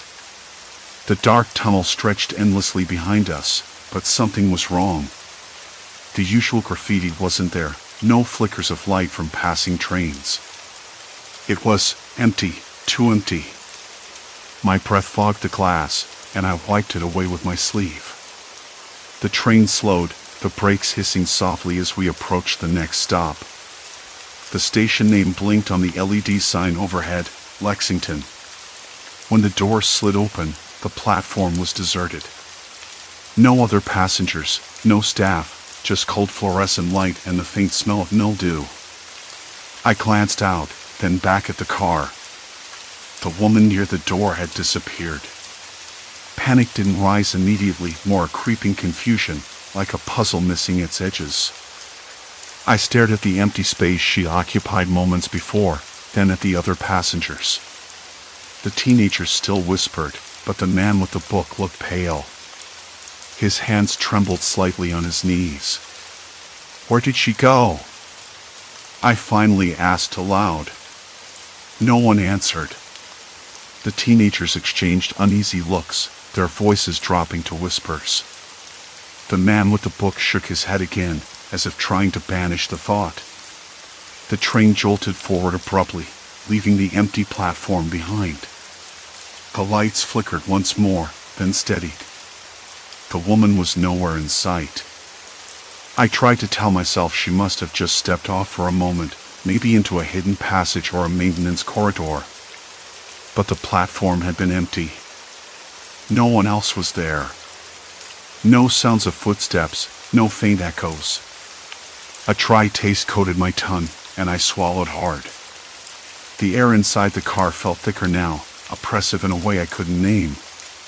The man reached into his coat pocket and pulled out a small notebook, flipping through pages filled with neat, precise handwriting. He paused, then read aloud softly, "Passengers vanish. No trace. Experimental routes. Perception tunnels."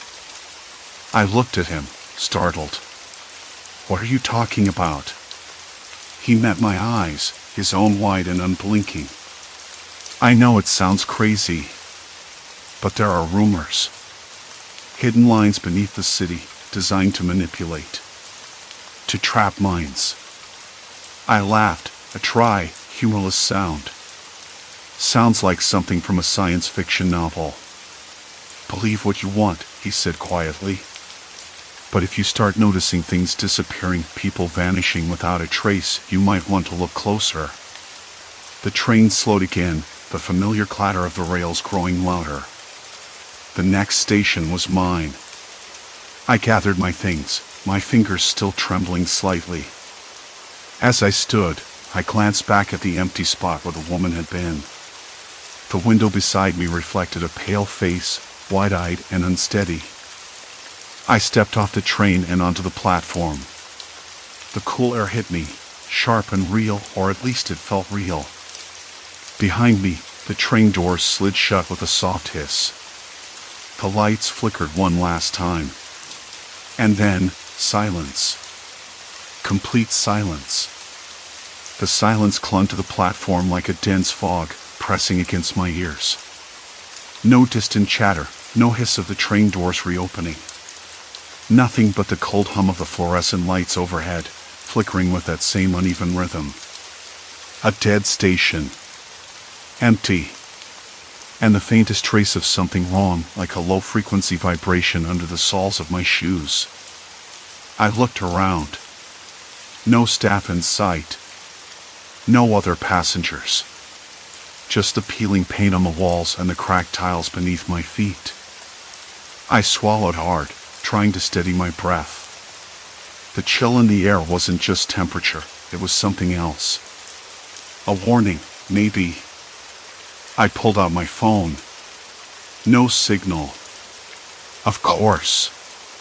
The underground was a black hole for reception, but tonight it felt like the city itself was holding its breath. I tried calling the number the man had given me, but it went straight to voicemail. I left a message anyway, my voice low and steady, though my hands shook. "Hey, it's me. Something's off down here. People disappearing. I don't know what's real anymore." I didn't expect a reply. Not yet. I moved toward the exit, but the stairs leading up to the street were blocked by a temporary metal barrier. A sign taped to it read "Maintenance Closed." I frowned. I hadn't noticed it on the way in. The station was supposed to be open all night.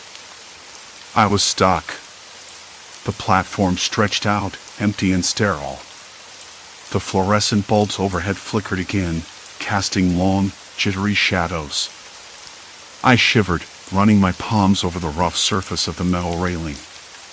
The smell of damp concrete mixed with a faint, metallic tang like rust but not quite. Something chemical, sharp, invasive. I scanned the tracks. No train in sight. The rails disappeared into a tunnel painted black, swallowing the dim light. The usual buzz of electricity, the static current that always made my hair stand on end, was muted. Almost like the tunnel was cut off from the grid.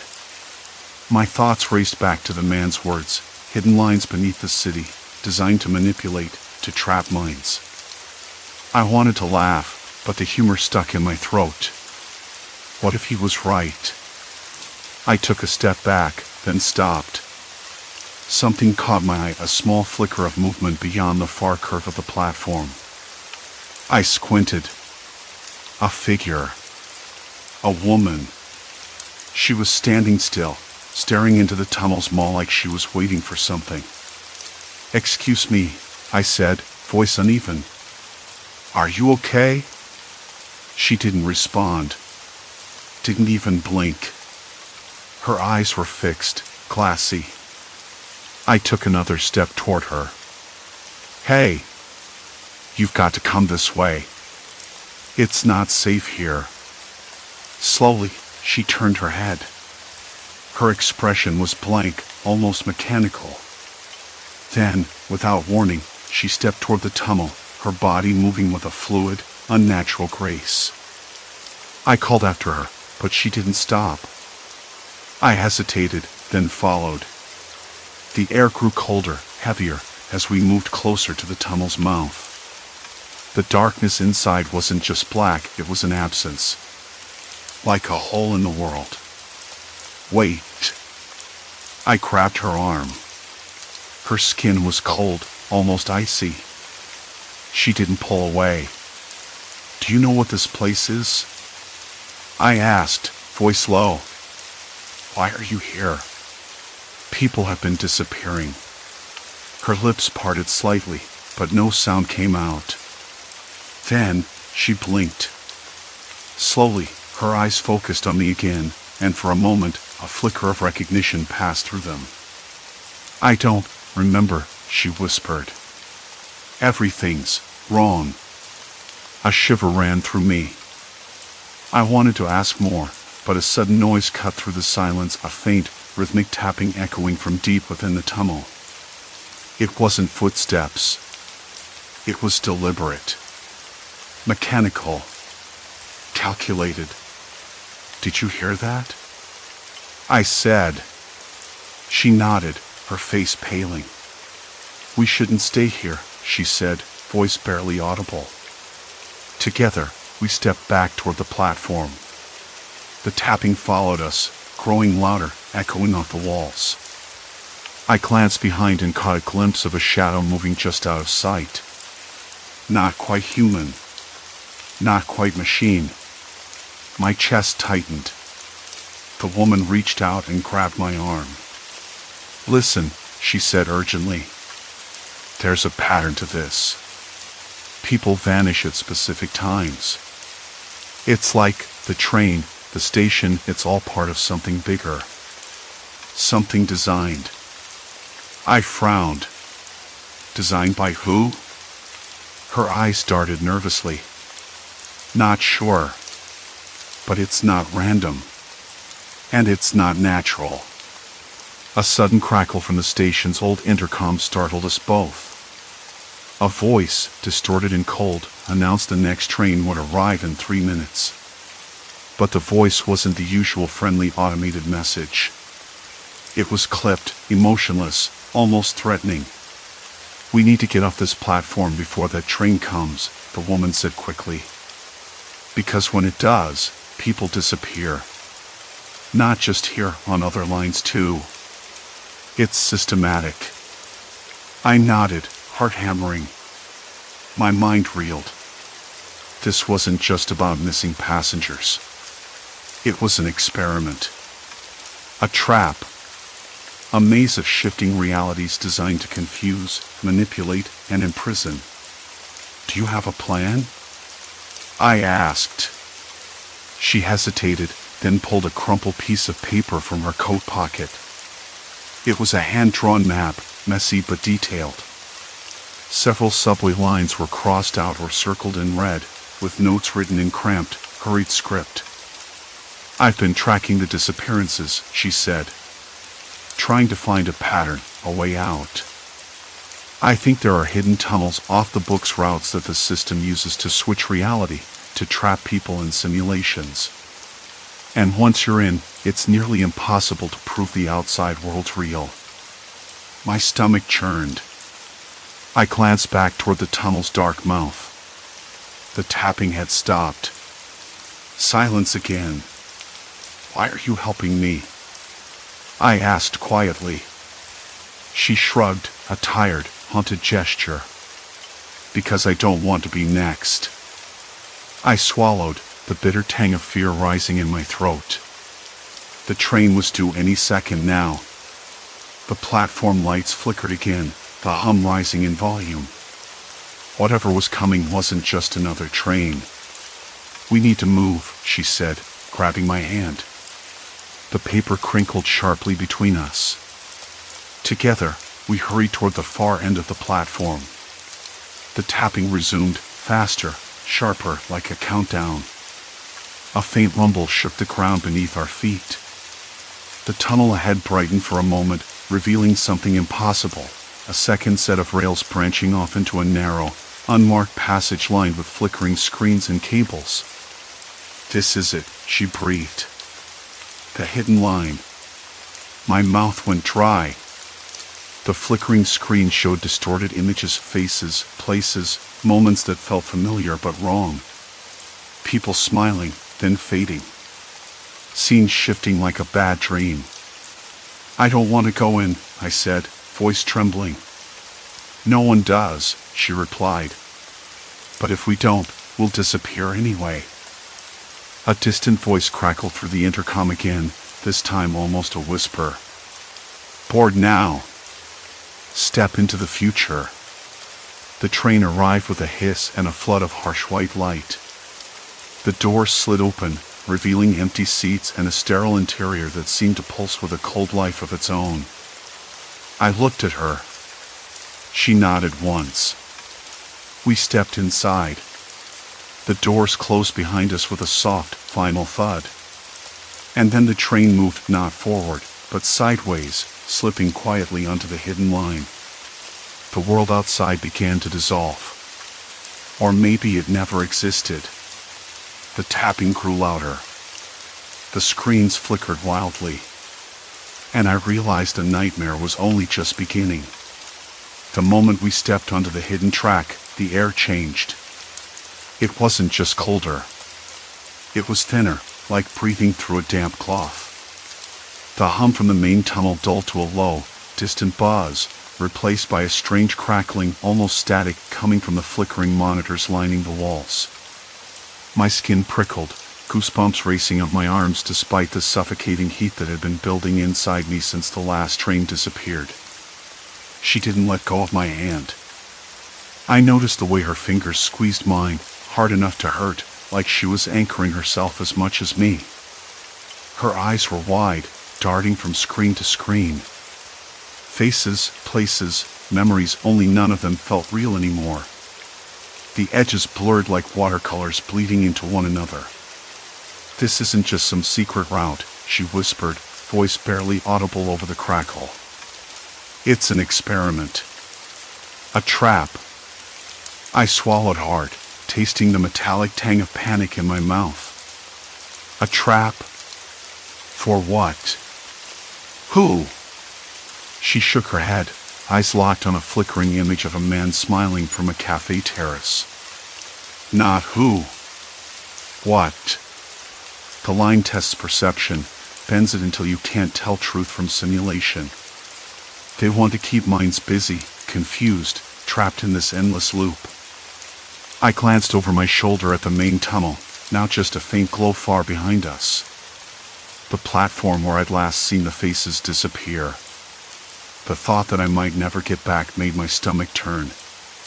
I almost pulled away, tried to run, but her grip held me fast. Think about it, she said, voice rough. The people who vanish aren't lost. They're rerouted into these reality tunnels. Each one tailored to keep them distracted, compliant. No proof of the outside world. No way out. I shivered, the idea settling like a cold weight in my chest. But why?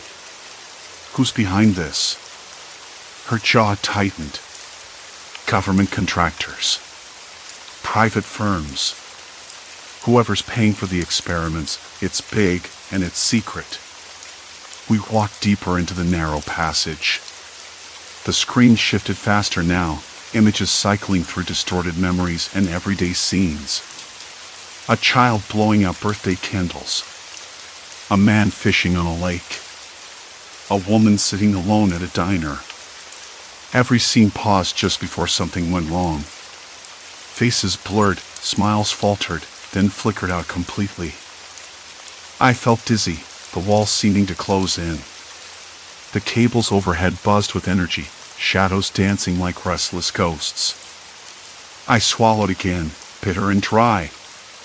"Look," she said, pointing to a monitor showing something different, a map, layers of subway lines tangled like a web, with one route highlighted in bright red. "That's the core.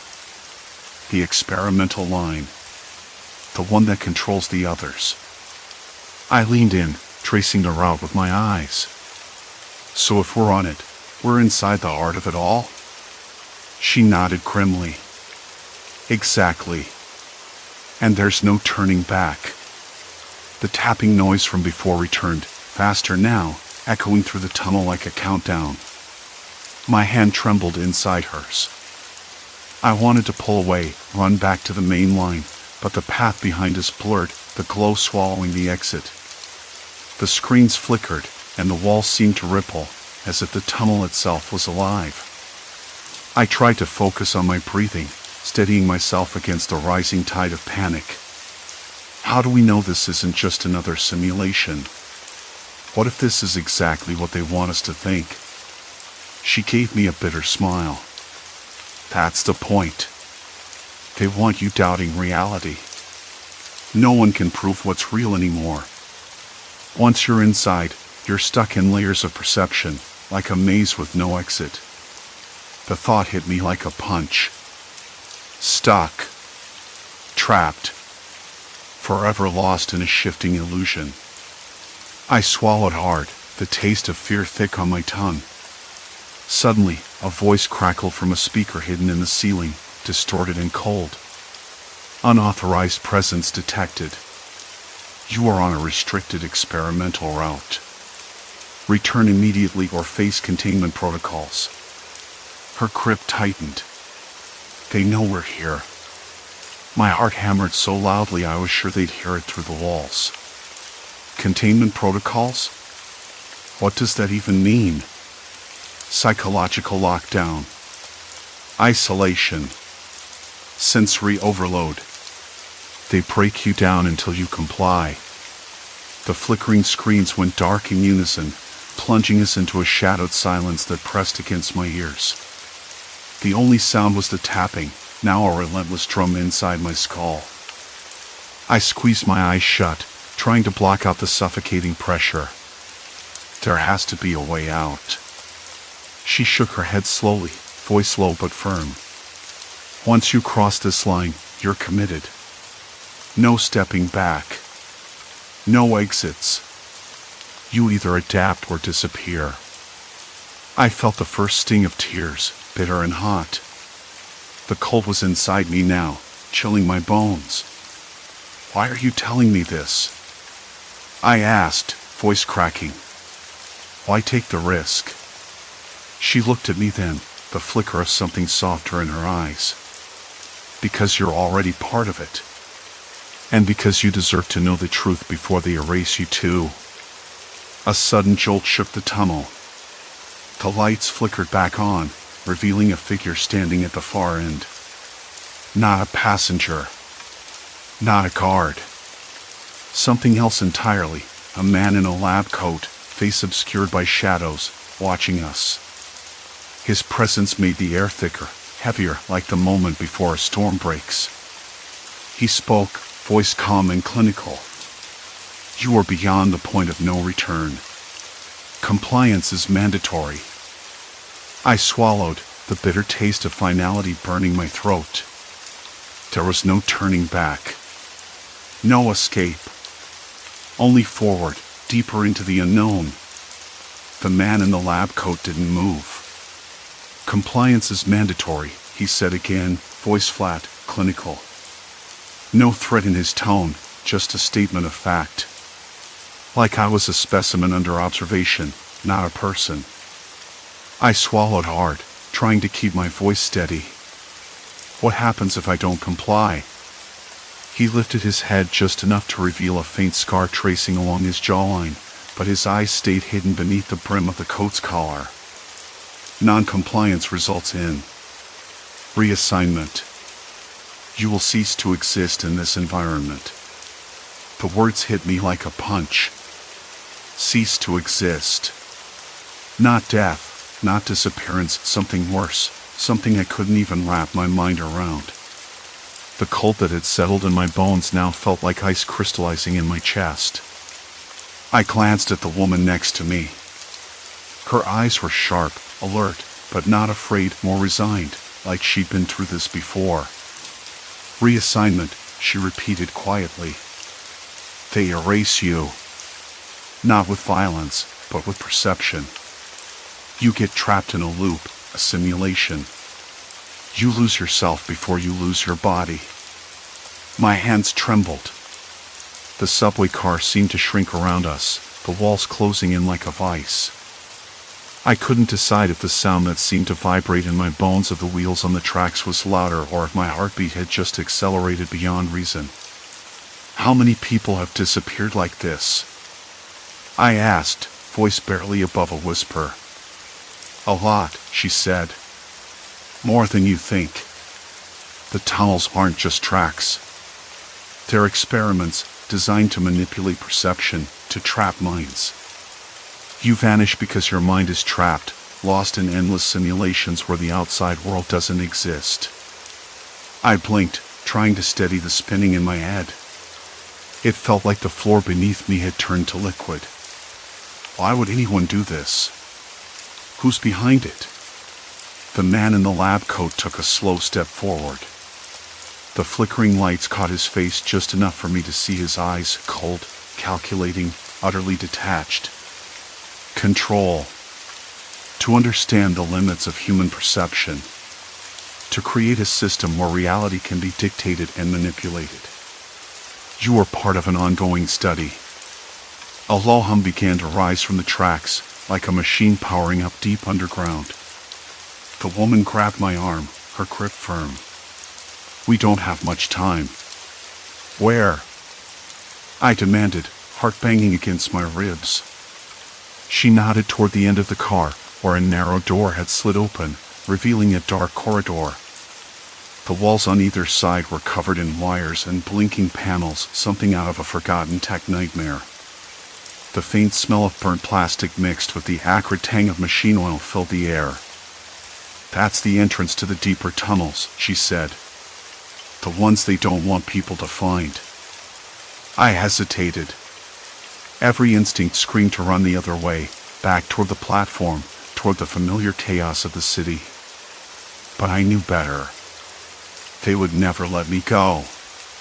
Not now. My fingers brushed against the cold metal rail as I stepped toward the corridor. The hum grew louder, vibrating through my bones. The walls seemed to pulse, alive with electricity and secrets. Wait, I said, voice shaking. If I go in there, what happens to you? Her eyes softened for a moment. I'm already lost to them. This is my last chance to warn someone. You have to see it for yourself. The door slid shut behind us with a hiss that echoed down the tunnel. The lights overhead dimmed to a bluish hue, casting strange shadows that twisted and moved at the edges of my vision. The air was colder here, and the silence pressed down like a physical weight. We walked in silence, the only sound our footsteps on the cracked concrete floor. The wires lining the walls hummed with life, and every few feet, screens flickered to life showing distorted images, faces that shifted and melted, landscapes that warped impossibly. Those are the simulations, she said softly. Fragments of trapped minds. They show you what your captors want you to see. To keep you pacified. A sudden vibration ran through the floor, and the lights flickered violently. My stomach lurched. I clenched my jaw, forcing myself to focus.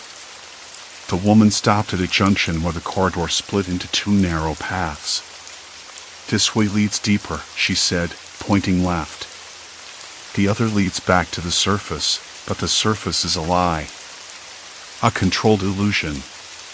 You won't know the difference. I looked down both paths. The left was darker, the hum louder. The right was faintly lit, but the screens there showed empty stations, empty trains, perfectly clean, sterile.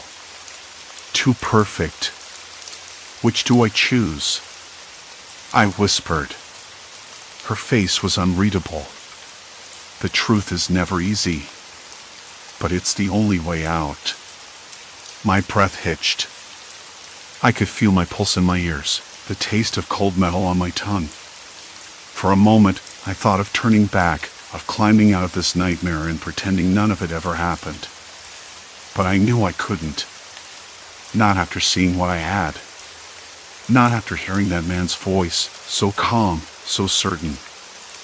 I stepped left. The corridor narrowed, the walls closing in. The hum rose to a low roar, vibrating through my chest.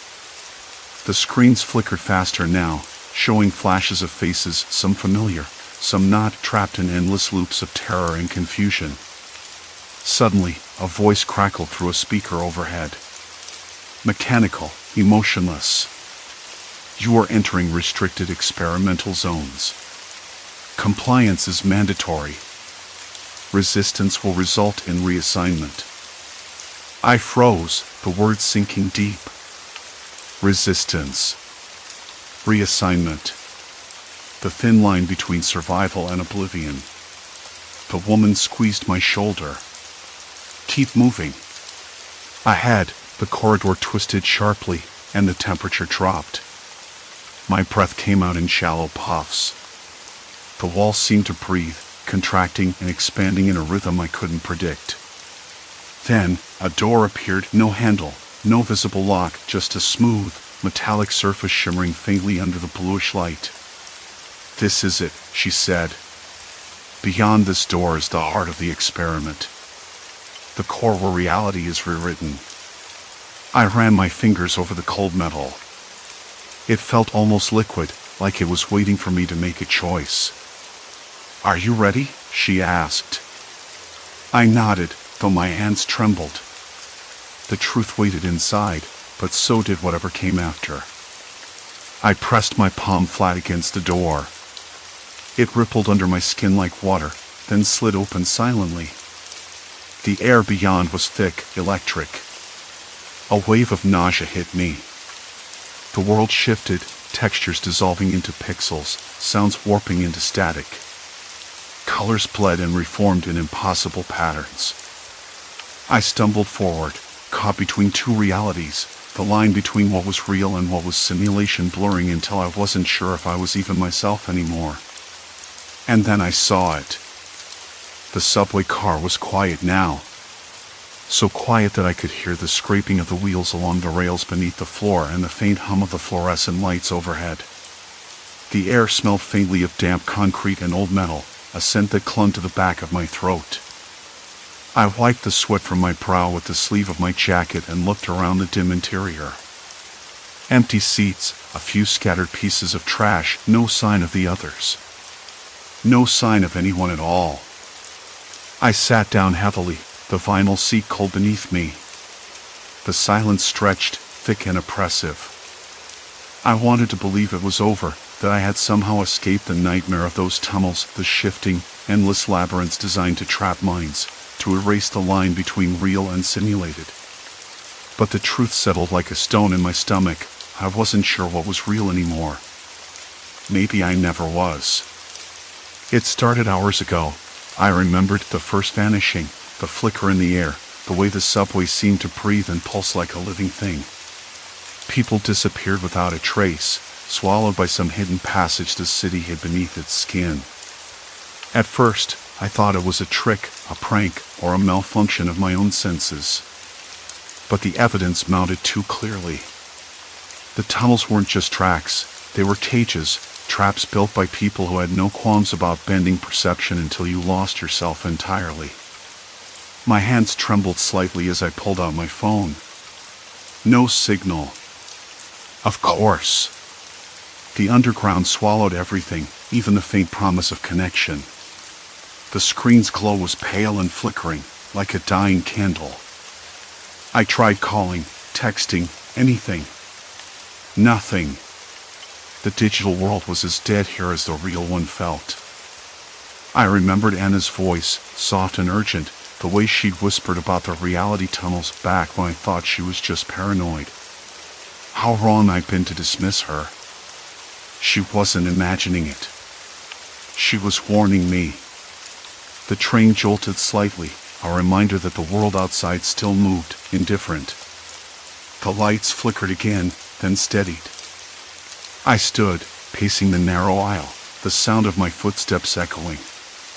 A sudden cold draft brushed past me, carrying with it the distant, indistinct murmur of voices. My heart hammered. Not hallucination. Someone else was here. I moved toward the door, pressing my ear against the cold metal. The voices were clearer now, a low conversation just beyond the threshold. I hesitated. The door controls were unresponsive. Of course. I was trapped. Then I saw it. A faint, almost imperceptible shimmer near the end of the car, like heat rising off pavement on a summer day. The edge of a doorway, a sliver of a tunnel that wasn't on any map, glowing with a strange, artificial light. That was the exit, if I could call it that. The entrance to one of the secret routes. I swallowed hard. Stepping through could mean disappearing forever into another simulation, another loop of manufactured reality. Staying in isolation, slow suffocation in a void of silence and shadows. Neither choice felt like freedom. But I couldn't stay. I had to confront it, the architects of this maze, whoever they were. The ones who toyed with perception like children with a puzzle. I reached out, fingers brushing the shimmering veil. It felt like static, cold and electric. I stepped through. The world shifted immediately. The air grew colder, sharper. The space around me expanded and contracted like a living lung. I was no longer on the subway but in a narrow corridor lined with smooth, featureless walls that absorbed sound. The voices grew louder, more distinct, human, but controlled, rehearsed almost. The scent of sterile bleach mingled with something metallic, like old machinery. I moved forward cautiously, each step measured. At the corridor's end, a door slid open silently. Beyond it, a room filled with screens, wires, and blinking consoles. Men and women in plain clothes sat monitoring data, their faces drawn and tired. They looked up as I entered, startled. "Who are you?" one woman asked, voice tight. "I'm someone who got lost," I said, voice shaking. "I want to know what this place is. What you're doing down here." They exchanged glances, a mixture of wariness and something like pity. The man nearest me sighed and gestured to a chair. "You don't belong here. None of you do. This," he gestured around the room, "is an experiment in perception control. The tunnels are designed to trap minds, to study responses, to push limits.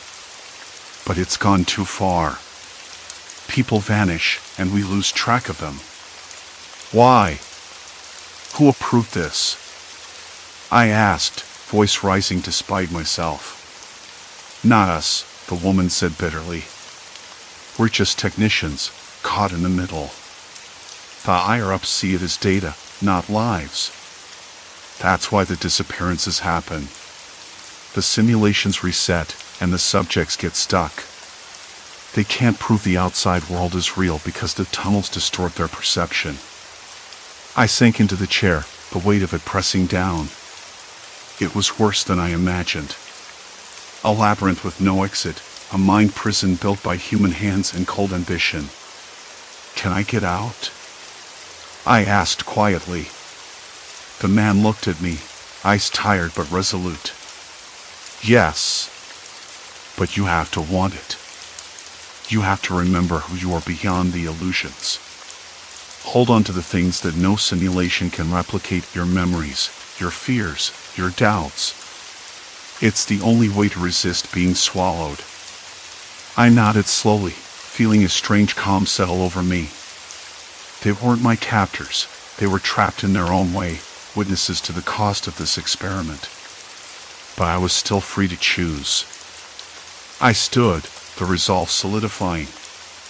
I would hold on to reality, even if it meant questioning every sense, every moment. I would fight the tunnels with the one thing they couldn't replicate, my own fractured but stubborn mind. The door slid open again, and I stepped back into the corridor. The shimmer of the subway tunnel waited at the other end. I didn't hesitate this time. When the train doors hissed open at the station moments later, I was the only passenger waiting on the platform. The night air was cold and biting, carrying the distant bark of a dog and the faint smell of rain on pavement. The city was real. I was real. I could prove it because I still questioned it. I walked away, the subway's distant rumble fading behind me. My hands were steady now, my breath even. The tunnels would still be there, lurking beneath the city's skin, but I was no longer afraid of losing myself in them. The world outside had its own shadows, sure, but at least I could see them. And that was enough. Story 6, Forest's Twisted Path, Nature's Hidden Maze. The air was cooler than I expected for early October, sharp enough to make my breath puff out like smoke, but not cold enough to numb my fingers. The path curved ahead, a narrow dirt ribbon flanked by oaks and maples turning golden rust. Leaves cracked and crunched underfoot. I liked the sound. It was real, honest, simple. No hum of engines, no chatter of other hikers, just me in the forest. I'd done this kind of solo walk plenty of times, enough to trust my instincts, mostly. Still, there was a little knot of tension in my stomach, a whisper I brushed aside. Maybe it was the cold, or maybe the quiet. Or both. Something about the way the trail twisted caught me off guard. It wasn't just a gentle bend, it looped back on itself in a way that felt unnatural, like the forest was folding in on itself. I stopped and glanced back the way I'd come. The path disappeared into dense undergrowth, branches scraping against one another like fingers. The light shifted, too dim, too sudden, and the smell of damp earth deepened, a rich loam mixed with something else I couldn't place. Faint, metallic. Maybe just iron from the soil, or old rust. I shook the thought away, telling myself it was nothing. I kept walking. The trail narrowed further, and the trees grew closer together, trunks thick and knotted, branches tangled like they were holding secrets. My boots slipped slightly on a mossy patch, and I caught myself against a tree, fingers grazing bark cool and rough. It felt alive under my touch, almost breathing. I blinked.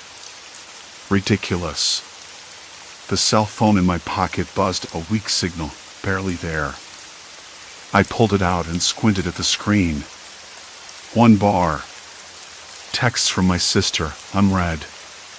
I tapped the screen, hoping for a stronger connection to check the time or the map. Nothing.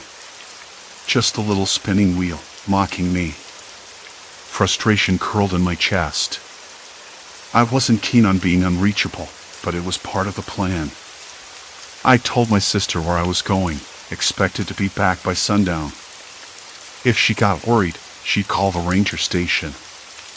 I shoved the phone back in and focused on the path, which now seemed almost deliberately twisted, like a maze. The trees leaned in close, and the light flickered through the canopy in uneven patches. I could hear something, a faint noise, like the rustle of fabric or a low murmur, but it was gone when I stopped and listened.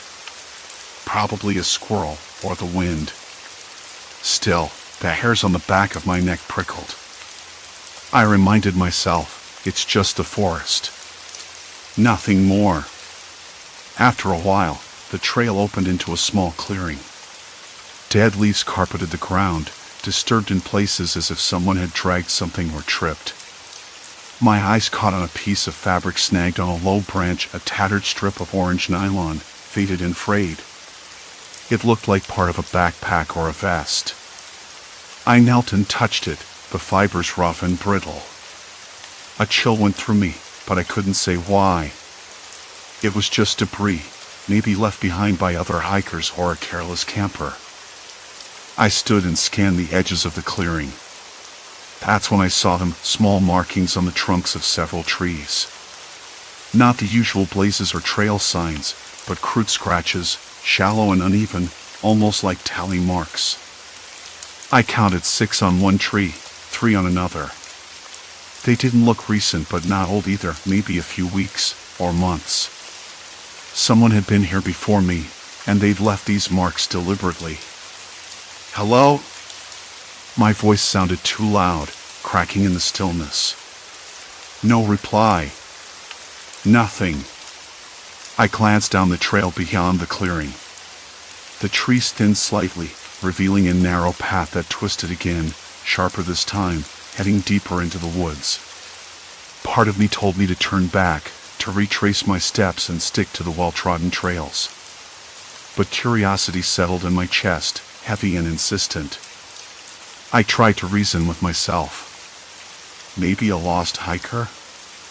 A search party that got turned around? The thought made my throat tight. I'd read about people disappearing in forests like this, stories that always ended badly. Still, I'd never believed those stories, not really. Not until now. The fading light made shadows dance in the underbrush, and the temperature dropped noticeably. I zipped my jacket all the way up and pulled my hat lower over my forehead. The scent of wet pine and damp earth was stronger here, almost overwhelming. My boots pressed into soggy soil, sucking at each step with a quiet squelch. A sudden snap echoed somewhere behind me. I whipped around, heart thudding. Nothing.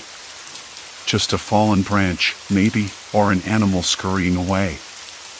I told myself to breathe, slow down. My hands trembled a little. I caught movement out of the corner of my eye, a flash of something pale, maybe a jacket, just beyond a thick clump of bushes. I blinked. Gone. Could have been a trick of the light or my imagination playing tricks. But the thought stayed with me. I took a deep breath and kept moving forward, eyes darting between the path and the trees. The scratches on the trunk seemed to multiply, like someone had been marking the way or warning. I wondered if I should make my own mark, leave a sign for anyone who might find me, but the urge passed quickly. I didn't want to disturb whatever order this forest had. The trail curved again, sharper still, leading into a narrow gully where the trees leaned in so close their branches tangled overhead, blotting out the sky. The air felt heavier here, damp and thick, carrying a faint, sour tang I couldn't identify. My boots slipped once, twice, on slick moss and wet leaves.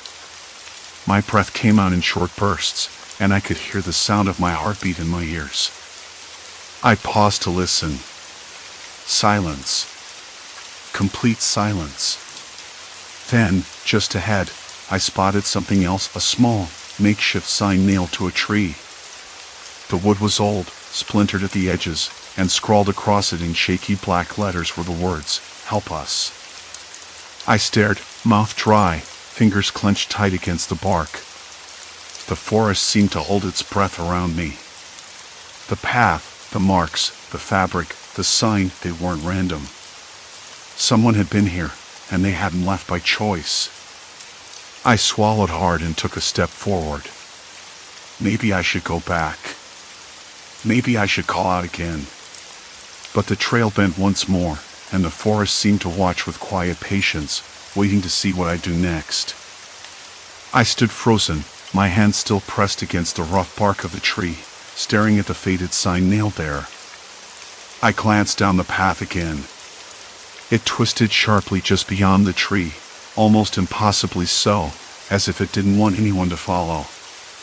The faint scent of rot lingered on the breeze, mixed with something metallic. I squinted but couldn't tell if it was blood or rust. I shook my head. Probably just my imagination. Or maybe one of those old cans crushed underfoot, long forgotten. Still, I couldn't shake the feeling that someone or something was watching me. The forest had swallowed any trace of birdsong or wind. Even the usual rustle of squirrels and chipmunks was absent. Just a steady drip of water from leaves, landing softly on the mossy floor, punctuating the silence like a slow, deliberate heartbeat. I tried my phone again. No signal. The screen blinked no service, stubbornly refusing to connect. Of course. The deeper I went, the more isolated I became. I should have turned back hours ago, but curiosity held me rooted in place. Maybe it was stubbornness, or a need to prove to myself that I wasn't imagining things. I took a deep breath, steadying my hands, and stepped forward. The path narrowed, the undergrowth closing in tighter. Branches scraped against my jacket, cold and wet, dragging leaves and dirt down my arms. My boots sank slightly in the soft earth, damp and spongy beneath every step. The sour smell grew stronger, more distinct, like something decaying, but I still couldn't place it. Then I saw it, a scrap of cloth caught on a low branch, faded and frayed. Pale blue, maybe once part of a shirt or jacket. I reached out, hesitating, fingers trembling slightly as I untangled it. The fabric was stiff and crusted with dirt. It smelled faintly of sweat and mildew. I folded it carefully and stuffed it into my pack. Someone was definitely here, I muttered, voice low, almost a whisper. Not just a sign. A rustle to my right made me freeze again. I whipped my head around, eyes scanning the dark shadows between the trees. Nothing. Just a squirrel darting up a trunk. Or maybe a bird taking flight. The quiet returned instantly, as if the forest was mocking me. I shook off the unease and kept moving. The trail bent sharply again, this time opening onto a small clearing. Moonlight spilled through an opening in the canopy, silver and cold, casting long, flickering shadows. The air here was colder, the dampness more pronounced. I noticed something on the ground, a cluster of footprints, muddied and half erased by the night's dampness. I crouched to study them. They weren't mine. Too large and oddly spaced. Someone had been moving here recently. I traced the prints with a finger, heart picking up speed. They led off the path into the thicker trees, where the darkness seemed to swallow everything whole. A sudden snap of a twig shattered the stillness. I leapt up, breath catching in my throat. The sound came again, closer this time, slow, deliberate steps breaking twigs underfoot. My pulse hammered so loudly I was sure it would give me away. Hello? I called out, voice cracking. Is someone there? No answer. Just the echo of my own voice bouncing back between the trees. I should have turned back. I should have. But I didn't. I couldn't. Whatever was out here, I had to find out what it was. Someone had left those signs and scraps. Were they lost? Hurt? Or worse? My fingers grazed the edge of my backpack, searching for the small flashlight I always carried. The beam cut through the shadows, revealing a narrow, barely visible trail veering off from the clearing. It looked less traveled, overgrown with brambles and thorny bushes. I hesitated. A sudden rustling behind me made me whirl around. Nothing but the trees. Yet the hairs on my neck stood on end. I whispered, "Okay, focus. It's just a forest. You're alone. You've done this before." But the truth was, I hadn't. Not like this. I stepped onto the overgrown path, the branches clawing at my jacket and hair. The forest closed in tighter, the moonlight thinning until I was walking in near darkness. The flashlight flickered once, then steadied. Ahead, I spotted something tangled in the underbrush, a torn piece of paper, yellowed and damp. I knelt to retrieve it, heart thrumming. The ink was smudged, but I could make out a few words. Found water, south, wait for help. A chill slid down my spine. Someone had left this message, hoping it might be found. The thought was both hopeful and terrifying. I stuffed the paper in my pocket and pressed on, senses sharp and nerves taut. Every crackle of leaves, every distant rustle felt magnified, like a warning. Then, from deeper in the shadows, I heard it, a quiet breathing. Not my own. Slow, measured, almost deliberate. I froze, the flashlight trembling in my hand. The breath came again, closer now. I could hear the soft scrape of fabric, the faint crunch of leaves underfoot. Who's there? I demanded, voice steadier than I felt. Show yourself. Silence. Then a whisper, barely audible, as if tarried on the wind, don't follow. My heart hammered against my ribs, sweat prickling my skin despite the chill. I scanned the darkness, but saw nothing, only the oppressive blackness pressing in from all sides. I swallowed hard. Fear tangled with frustration. Was this a prank? A warning? Or something more sinister? The idea that someone else was watching, waiting, maybe even trailing me, settled like a stone in my stomach. I backed away slowly, eyes darting between the shadows. The forest seemed to close behind me, swallowing the faint path I'd followed. I needed to get back. To safety. To signal someone. But the way was gone. I was lost. And I wasn't alone. The forest didn't just swallow the path the way I'd feared. I spun slowly, flashlight beam jittering, trying to catch any sign of movement. Nothing. No eyes glinting back at me, no shape shifting between trees. Just the low groan of the wind threading through branches and the occasional snap of a twig breaking under an unseen footstep. My ears, sharp from the silence, picked up a faint, rhythmic thud. Not my pulse, something else. A distant tapping, steady and deliberate, echoing from deeper in the woods. Don't follow, the whisper had said. But where else was I supposed to go? The forest had swallowed the way back, and my phone was a dead blotch of useless plastic in my pocket. I swallowed hard, chest tightening. The rational part of me fought to stay in control. I told myself it was just someone else out here, maybe lost, maybe playing a game, or worse, someone waiting to scare off hikers like me. But then the signs I'd seen earlier, the torn fabric snagged on a branch, the hastily scrawled initials carved into bark, the abandoned water bottle half buried beneath leaves, those weren't random. Someone had been here. Someone desperate. I took a tentative step forward, crunching dry leaves underfoot. The tapping grew louder, closer. Then it stopped. Silence again. Complete silence. I reached out, brushing my hand against a tree trunk, rough and cold, the bark flaking off into splinters.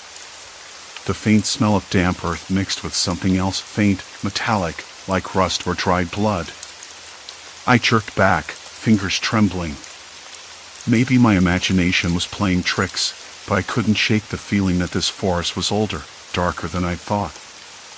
Not in some fairy tale way, but in the way of places where people had lost themselves before. My eyes adjusted to the dark patches between trees, and I caught a glimpse of something, a scrap of cloth, caught high in a thorny bush. The fabric was faded, stained. I recognized the pattern from the jacket I'd seen hanging on a branch a mile back, the same jacket I'd assumed was left behind by the missing search party. A cold knot tightened in my stomach. They hadn't just vanished. They'd been here. Maybe still were. And whoever or whatever was with them was still out there. I tried the phone again. No signal.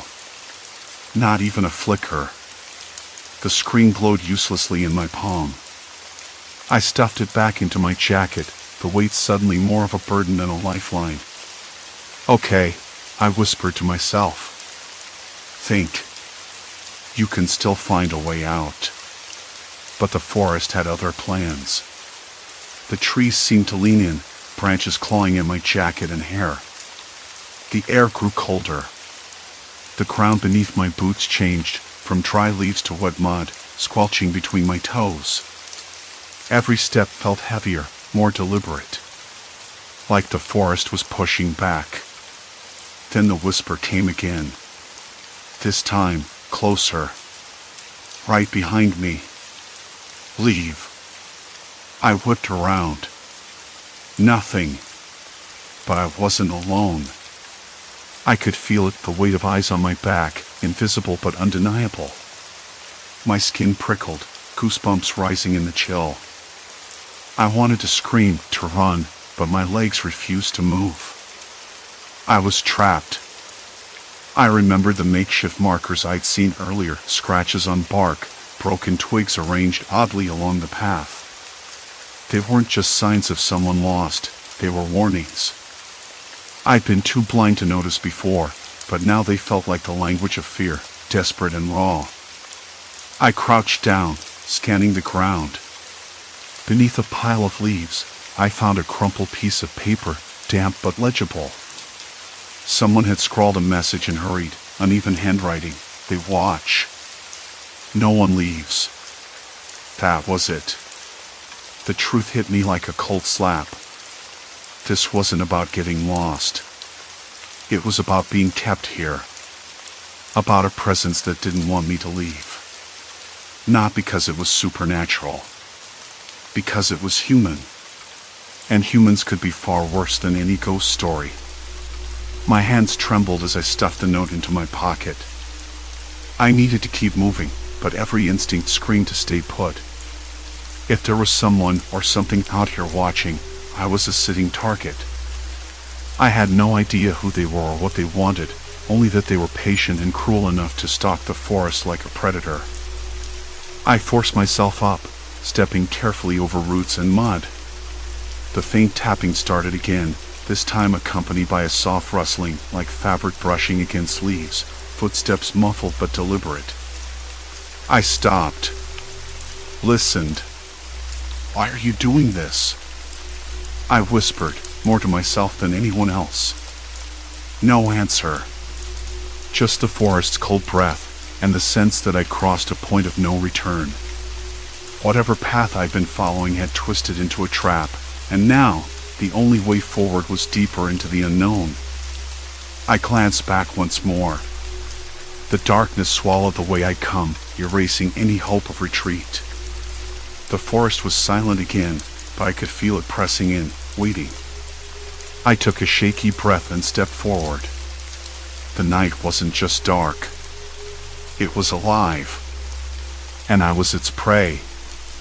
Branches scraped like restless fingers against my skin, each snapped twig a whispered warning. My heart pounded louder than the wind, but still I moved, drawn by an unseen pulse pulsing just beyond the shadows, something watching, waiting to reveal itself. My hands trembled as I brushed aside a low-hanging branch, the bark rough against my fingers. Why was this happening? Why me? The path beneath my boots twisted unnaturally, every turn sharper, every shadow darker. Somewhere ahead, the faint scent of damp earth mixed with something else, smoke. Or maybe just the smell of wet leaves rotting. It made my stomach churn. The cell signal, which had been flickering like a dying candle, vanished completely. No GPS, no calls, no help. Just silence. Complete silence. I stopped again, chest rising and falling unevenly, listening. The rustling grew louder, closer, but I couldn't see a thing beyond the thick tangle of branches. Who's there? I whispered.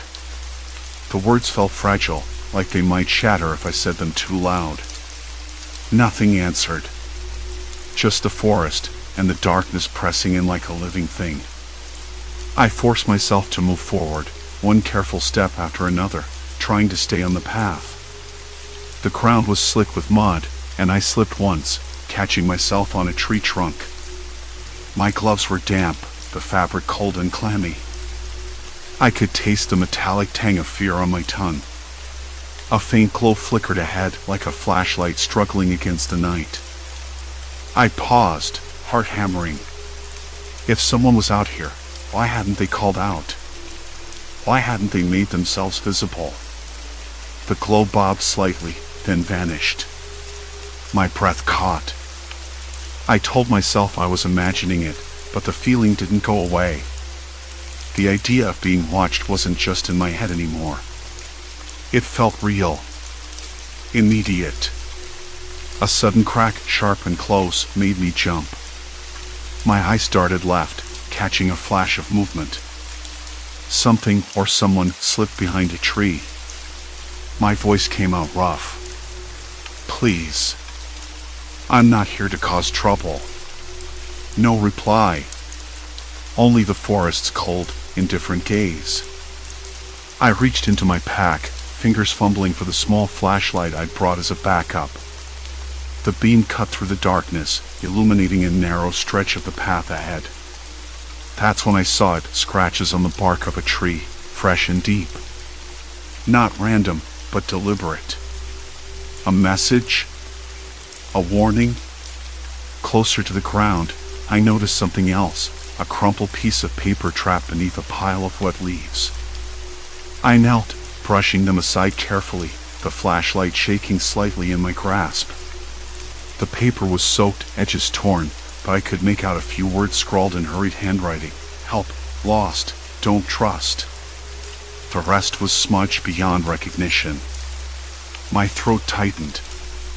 These weren't just signs of a lost hiker.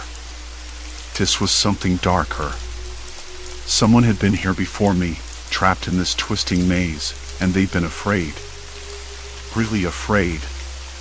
A sudden rustling to my right made me snap the flashlight in that direction. The beam caught a figure, a man. He stood still, half hidden behind a thick trunk, eyes fixed on me. His face was pale, sweat slicking his forehead, mouth set in a grim line. "Hey," I said, voice trembling. "Are you lost?" He didn't answer. Instead, he took a slow step forward. His hands were empty, fingers twitching.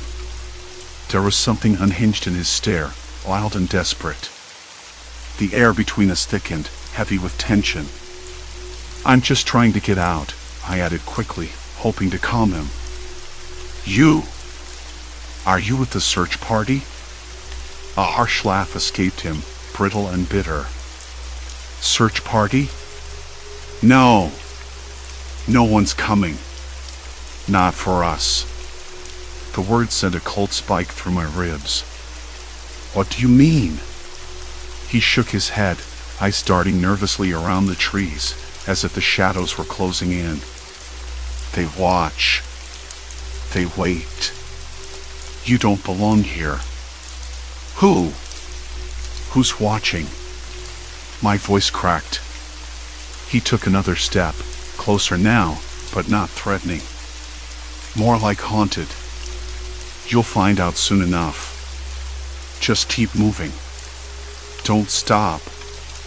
His breath came out ragged, smelling of sweat and something sour. I wanted to ask more, to understand, but the forest swallowed the conversation whole. Somewhere deeper, a branch snapped, a warning or a threat. I couldn't tell.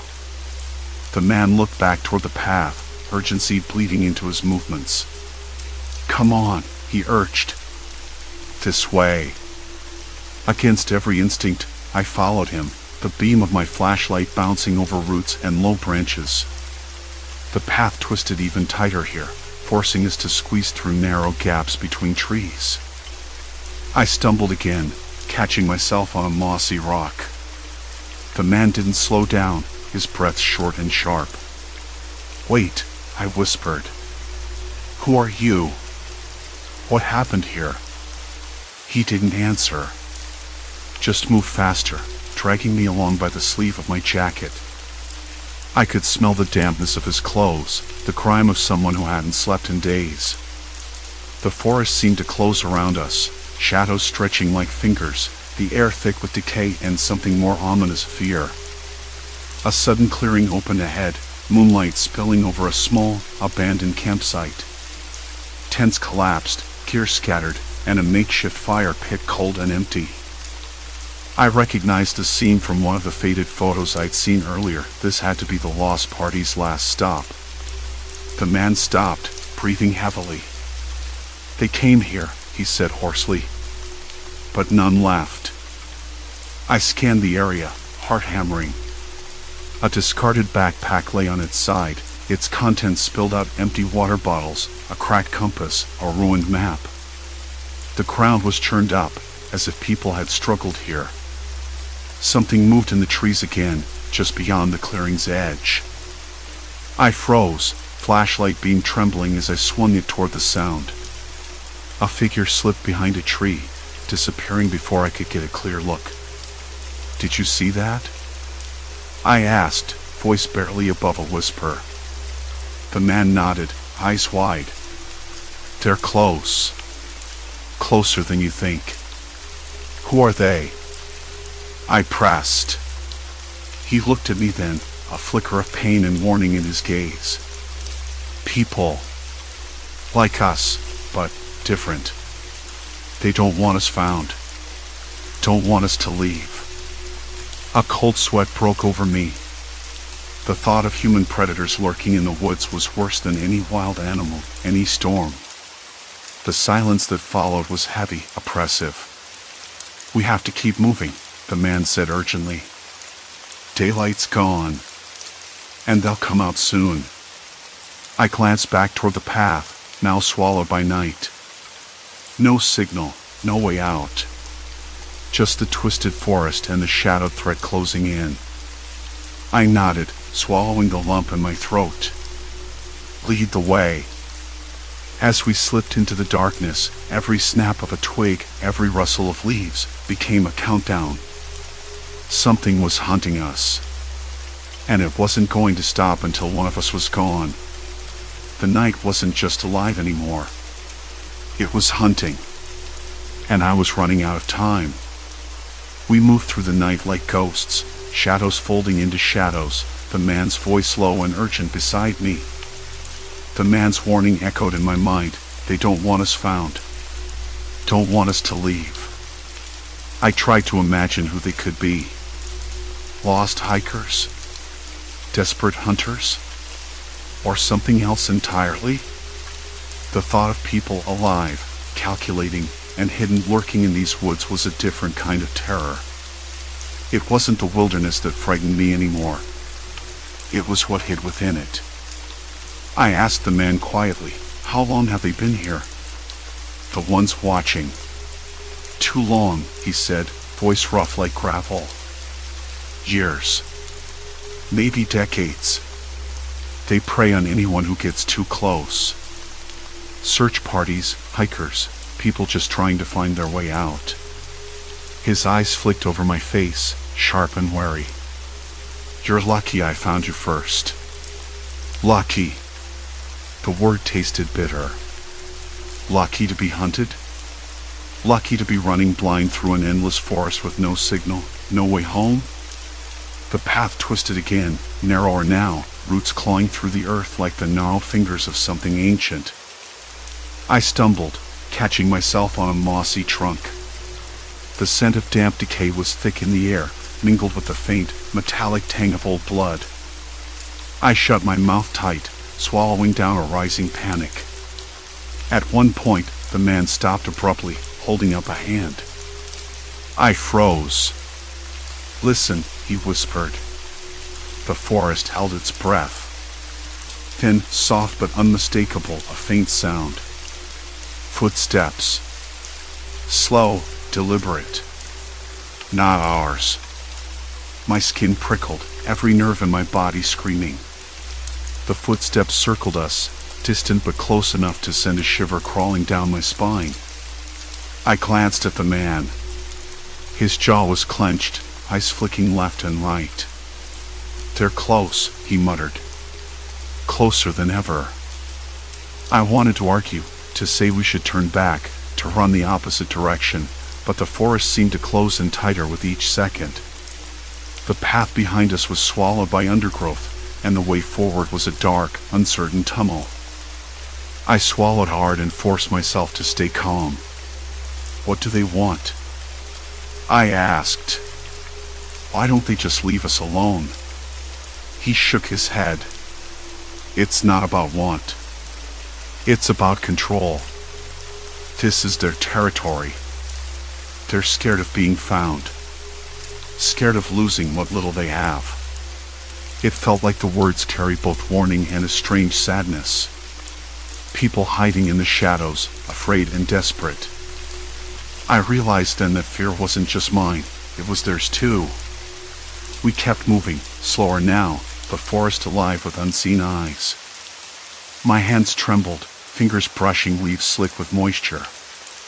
The air was colder here, the damp seeping into my clothes and chilling me from the inside out. At some point, the man stopped again and pulled something from his jacket, a crumpled photograph, edges worn and stained. He handed it to me.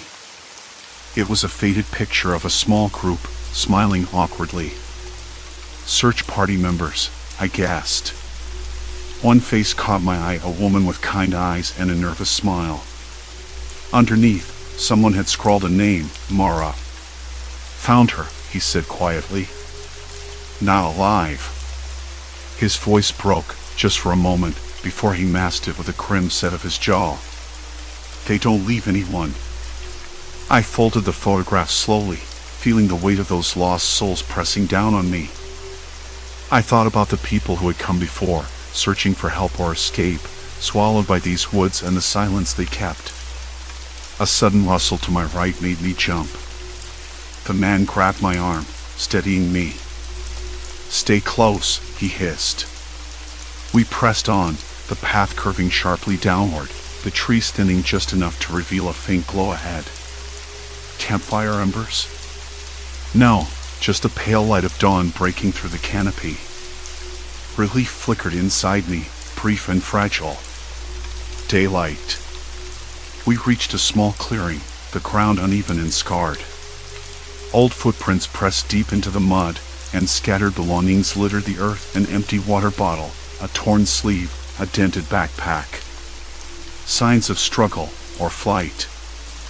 I knelt, running my fingers over the damp earth, tasting the cold air mixed with the sharp tang of fear. The man spoke softly. They leave this to warn others. Or maybe to lure them deeper. I looked up at him, eyes wide. Why would anyone do that? What purpose does this serve? He shook his head. To survive. To keep the forest theirs. We rested there a moment, the morning light filtering through leaves, casting long, trembling shadows. I felt hollow, tired, and strangely changed. I want to get out, I said, voice low. I want to go home. He nodded, understanding. We will. But not yet. Not until we're sure they're not behind us. We moved again, slower this time, more cautious. The forest seemed less hostile in the daylight, but the weight of what I'd learned clung to me like a second skin. The thought of people lurking just out of sight, watching, waiting, it was a kind of darkness that didn't fade with the sun.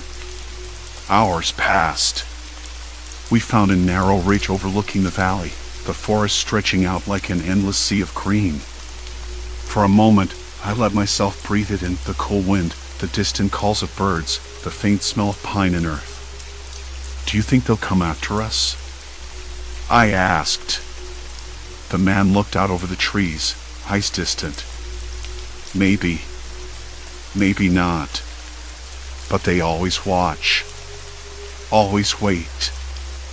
I swallowed, the taste of dust and fear still thick in my throat. The forest had taken something from me.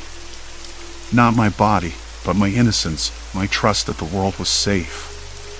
We finally reached the edge of the woods as the sun climbed higher, the path opening onto a dirt road where a lone car was parked.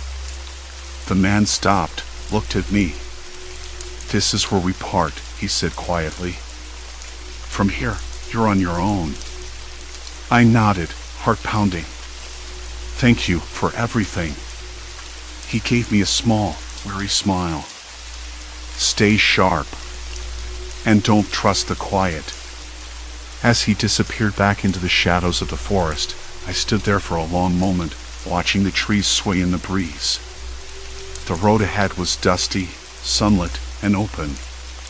But nothing would ever feel the same again. I pulled out my phone. No signal. Of course. I took a deep breath, tasting the sharp, clean air of the open road. The forest was behind me now, but the echoes of what I'd seen and heard lingered like a faint, uneasy whisper. People like us. But different. Watching. Waiting. The world outside those woods was bright and loud, but I carried that silence with me, heavy, unshakable, a reminder that some places don't want to be found. Some secrets don't want to be uncovered. And some hunters don't need tools to make you afraid. I started walking. Step by step, away from the forest, away from the shadows, toward a life I knew would never be quite the same.